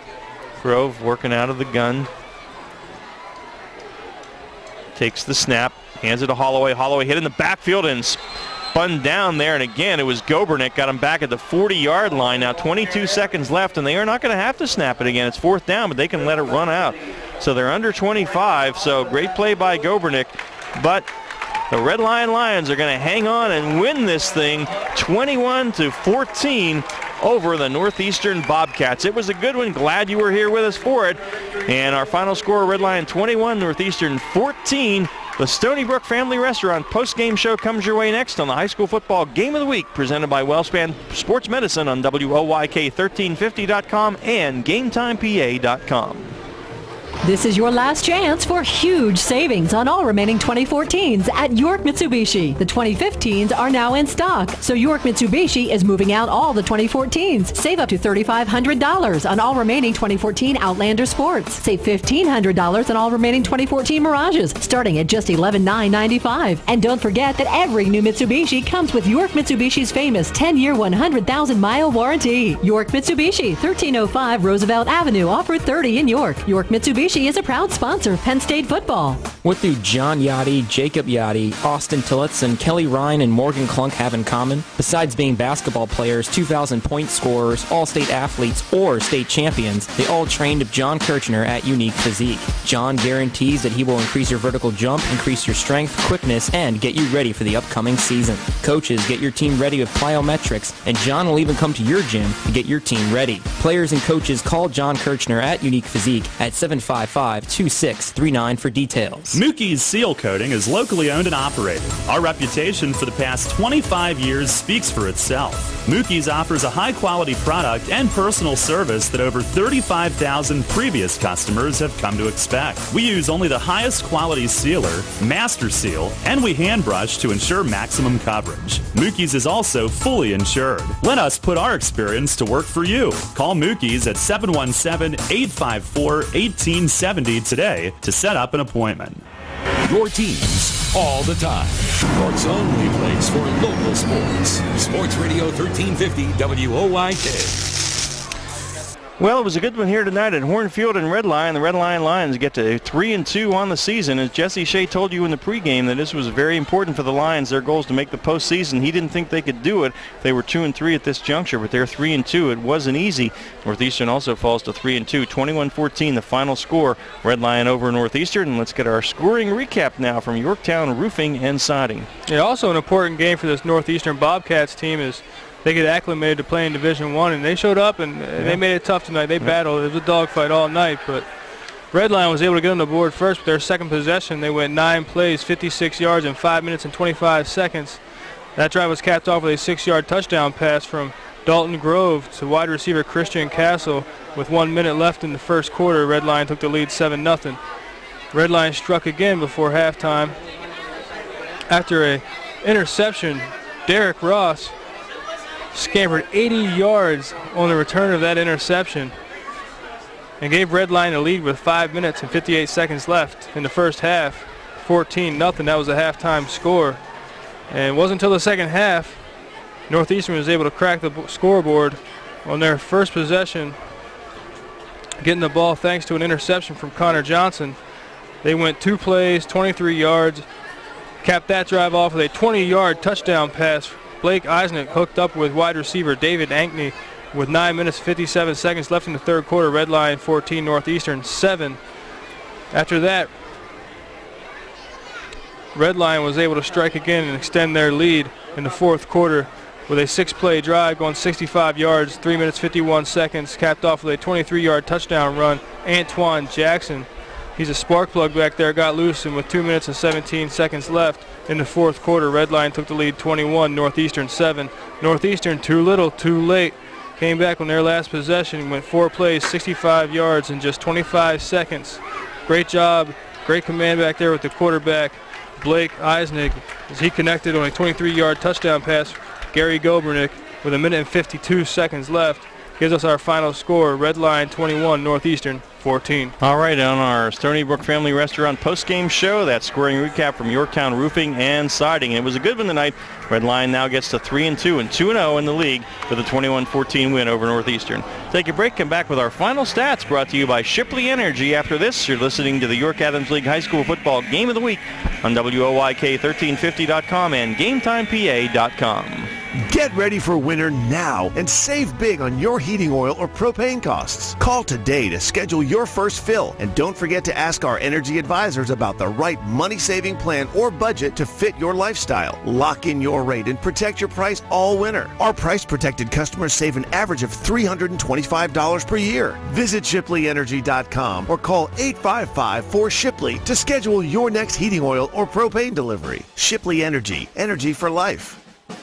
Hello, Maple Donuts. Mabel speaking. Mabel? No, Mabel. I work for Mabel. Oh, they sound the same. Yeah, I get that a lot. What can I do for you? What kinds of Maple Donuts are there? What kinds of Maple Donuts? Yeah, you know, what kinds of flavors does Maple Donuts have? Are you serious? Maple Donuts has 58 varieties. You know that, right? Well, yeah. See, I'm a teacher, and I wanted to celebrate back to school by taking a dozen Maple Donuts into the teacher's lounge. Listen, Teach, I really think you ought to just come in and see for yourself. Well, in order to find out what everyone would like, I'm creating a multiple choice sheet. Sounds like homework to me, but whatever, okay. Here we go. I'm ready. Glazed cream-filled, cookies and cream, cinnamon buns, toasted coconut, maple caramel, maple bacon, apple dandy, chocolate devil's food, chocolate peanut covered. You still there? Phew, still with you. Peach, jelly-filled, blueberry, vanilla icing with sprinkles, chocolate icing with sprinkles, Long John's French, crullers, Bavarian. You really want me to keep going? No. I think I better come in. Yeah, like Charlie Donut always says, you gotta see the selection to believe it. Maple Donuts taste right. Providing quality services efficiently and in a timely manner to its clients is the mission of the law firm of Griffith, Strickler, Lerman, Salamis & Calkins. GSLSC is equipped to handle any real estate transactions, leases, residential and commercial real estate settlements, zoning issues, and all matters involving municipalities. They are also experienced in the formation and operation of family real estate ventures that are tax sensitive to the needs of the investors. Griffith, Strickler, Lerman, Salamis & Calkins is an approved title insurance agency and can provide you with title insurance and legal representation at one low cost when buying a home or investment property. Don't risk any real estate settlement without an experienced real estate attorney from the law firm of Griffith, Strickler, Lerman, Salamis & Calkins at your side. Phone 717-757-7602. They've been handling residential and commercial real estate matters in South Central Pennsylvania for more than 50 years. With mortgage interest rates at an all-time low, now is the time to buy or refinance. Phone 717-757-7602 today or visit their website, gslsc.com. First in York, first in sports. Sports Radio 1350, WOYK. And we are back at Hornfield and Red Lion. Ron Ruman and Gareth Hissong here as the Red Lion Lion Marching Band takes to the field to do their post-game show for the fans here tonight. And fans are mostly happy here. The home team winning it 21-14 in a good Division I contest here as the Lions get to 2-0 in the league and 3-2 overall. Northeastern falls to 0-2 in the division and 3-2 overall as well. But as we mentioned, they prove they can play in Division I here tonight. Let's get our final stats now, courtesy of Shipley Energy. For not a lot of offense in this game, as both teams struggled offensively, or you could say both teams played well defensively, and I think it was certainly a little bit of both. There were some mistakes, but good defense as well. For the Northeastern Bobcats on the rushing side, Chris Wack, 16 carries, 70 yards. Remember, their leading rusher, Cody Reeser, was out with a foot injury. They hope to have him back maybe as soon as next week. Wack, 16 carries, 70 yards. Michael Cooper, 8 carries for a net of 14 yards tonight. Blake Einzig, 6 for negative 36 sacks, all in the first half. David Ankney, 1 carry for -1. So the Bobcats, 31 carries, 47 yards on the ground was what they could muster tonight. Blake Einzig through the air was 8 of 16 for 100 yards, 2 touchdowns, 1 interception. David Ankney 0 of 1, but it was a good pass. One Gary Gobernick, who played a terrific game on defense, probably should have hauled in at around the Red Lions 7-yard line. So 8 of 17 overall for 100 yards passing for Northeastern. Ankney, 1 catch for 20 yards and a touchdown. Jordan Zirkle, 2 catches for 16 yards. Gary Gobernick did have 2 catches for 34 yards and a touchdown. Chris Wack, 1 catch for 3 yards, and Zach Williams, 2 for 27. So all in all, just 147 total yards of offense for Northeastern tonight. For the Red Lion Lions, Kenny Holloway, 14 carries, 22 yards. Alex Keogh, 3 for -2. Dalton Grove, the quarterback, 4 carries for a net of 25. Big 22-yard run late in the game to keep a drive alive. Antoine Jackson, 10 carries, 47 yards, and a big 20-yard touchdown run for the final score of the night. Dan Waldrop had 1 carry for 3 yards. The Lions 32 carries for 95 yards tonight. Through the air, Dalton Grove, 9 of 16 for 79 yards, 1 touchdown, 1 pick. Christian Castle had 2 catches for 12 yards, including a 6-yard touchdown. Derek Ross, 2 for 11. Alex Keogh, 1 for 2. Dan Waldrop, 2 for 15. And Matthias Cabell, 2 for 39. 174 total yards for Red Lion as they win it tonight, 21-14. Those are our final stats brought to you by Shipley Energy. We'll let the Red Lion Lions band take us to our final break. Come back with our quality digital office technology player of the game and York Traditions Bank post-game scoreboard show. Red Lion wins it tonight over Northeastern by a score of 21-14.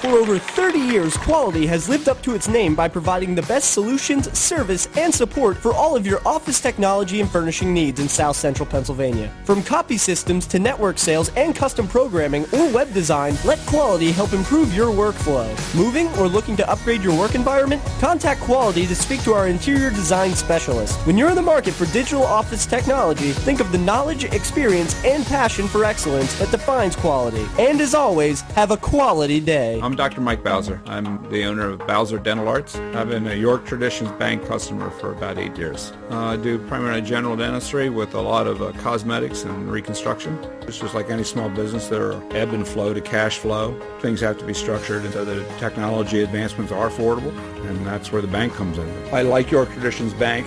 because what I want is a professional relationship, a partnership in business. They are extremely customer-oriented, above and beyond any relationship that I ever had with any other bank. They know me. Patients won't return or won't come to me unless they trust me and unless they feel that I'm honest and looking out for their own best interests. And I think those are the exact same qualities that York Traditions exemplifies. Large enough to help you build your business. Small enough to build a relationship. York Traditions Bank. Any bank can keep your money for you. Not every bank helps you with your dreams, though. And not every bank builds relationships the way York Traditions has. Member FDIC. Equal Opportunity Lender. Your county, your teams. Sports Radio 1350 WOYK. First in York, first in sports. As the Red Lion Band continues to perform for the fans here, a lot of them sticking around and watch one of the many fine bands we have here in York County. And home fans happy tonight as the Lions win a tough one, 21-14 over Northeastern here on Horn Field, and go to 3-2 overall and 2-0 in the league as the Bobcats drop to 0-2 and 3-2. But again, Gareth, I think Northeastern proved they can play in Division I here with a good game tonight, which some mistakes on both sides of the ball could have gone either way, really. It really could have. It was just Northeastern was not able to overcome those mistakes when they made them and really hurt them, some costly penalties. And anytime they got a negative play, they weren't able to overcome that adversity. Well, time now for our Quality Digital Office Technology Player of the Game. We'll start out with an honorable mention to senior cornerback Derek Ross. He's 5'9", 156 pounds. Had that interception in the second quarter. Went 80 yards to return that. Gave them the lead 14-0. But our player of the game is going to go to number one, not only in the roster but also in your heart. 6 foot, 205 pound senior Antoine Jackson. He had 10 carries for 47 yards. Capped the game off in the scoring for Red Lions with a 20-yard touchdown run that kind of sealed the game, and also made some really good plays on defense. Just overall, great performance tonight from him in the return game on defense and offense. So all three phases of the game, great performance tonight by Antoine Jackson. And he is our Quality Digital Office Technology Player of the Game tonight. Time now for our York Traditions Bank post-game scoreboard show. Some finals coming in. Delone defeats Littlestown 30-19. The Squires get their second win on the year. Dover gets a win over an Eastern York team that hung tough. The Eagles win it 28-12, but the Golden Knights gave them all they wanted. Dover now goes to 3-2 on the year, and Eastern falls to 3-2. Bermudian defeated Fairfield 48-0. The Green Knights were off to a pretty good start, but ran into a buzzsaw tonight in the fourth quarter. York Catholic about to get its third win of the year as they lead Hanover 35-19. The Nighthawks hung in there with that one. And in overtime, Central defeats Southwestern 20-13. So the Panthers get their second win of the year, and Southwestern, the Mustangs, fall to 1-4. Spring Grove gets its third win of the year. Its fourth win of the year. They defeat New Oxford 35-0. So they were able to overcome the many injuries they had tonight against a struggling Colonials team in the final Gettysburg over Susquehannock 63-6. So the Gettysburg Warriors smarting after their loss to Dover last week, and they take it out on the Warriors of Susquehannock.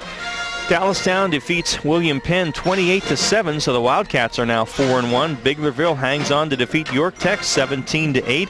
Suburban gets its second win in a row as they defeat Everett 49-0, and the West York Bulldogs go to 4-1 with a 55-0 win over the Kennerdale Rams. So that is your York Traditions Bank post-game scoreboard show, and we're halfway through the season here, Gareth, and I think we're seeing it's going to be a competitive league probably in all three divisions this year. I don't think anybody's going to run away and hide.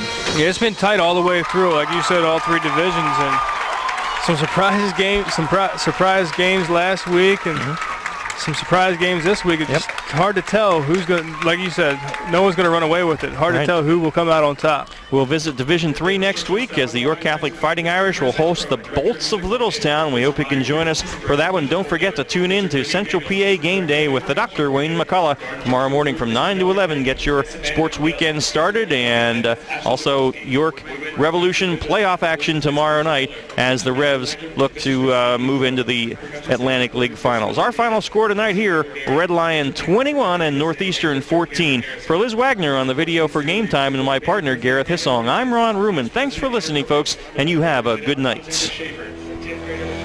Thank you for listening to WOYK's High School Football Game of the Week, presented by WellSpan Sports Medicine, the official healthcare and sports medicine provider of the York Revolution, bringing you the best of the York Adams League every Friday night. High school football plays here on Sports Radio 1350 WOYK. Listen on the go with the WOYK mobile apps and online at WOYK1350.com. And make sure to tune in every Saturday morning at 9 for Central PA Game Day with the coach Wayne McCullough, featuring the high school football scoreboard show and live interviews with the players and coaches. And get your football weekend started early. Every Thursday at 4 p.m., it's Game Day with Game Time PA, previewing the weekend's biggest games. Your home for local sports is Sports Radio 1350 WOYK. First in York, first in sports. Now, back to NBC Sports Radio on Sports Radio 1350 WOYK.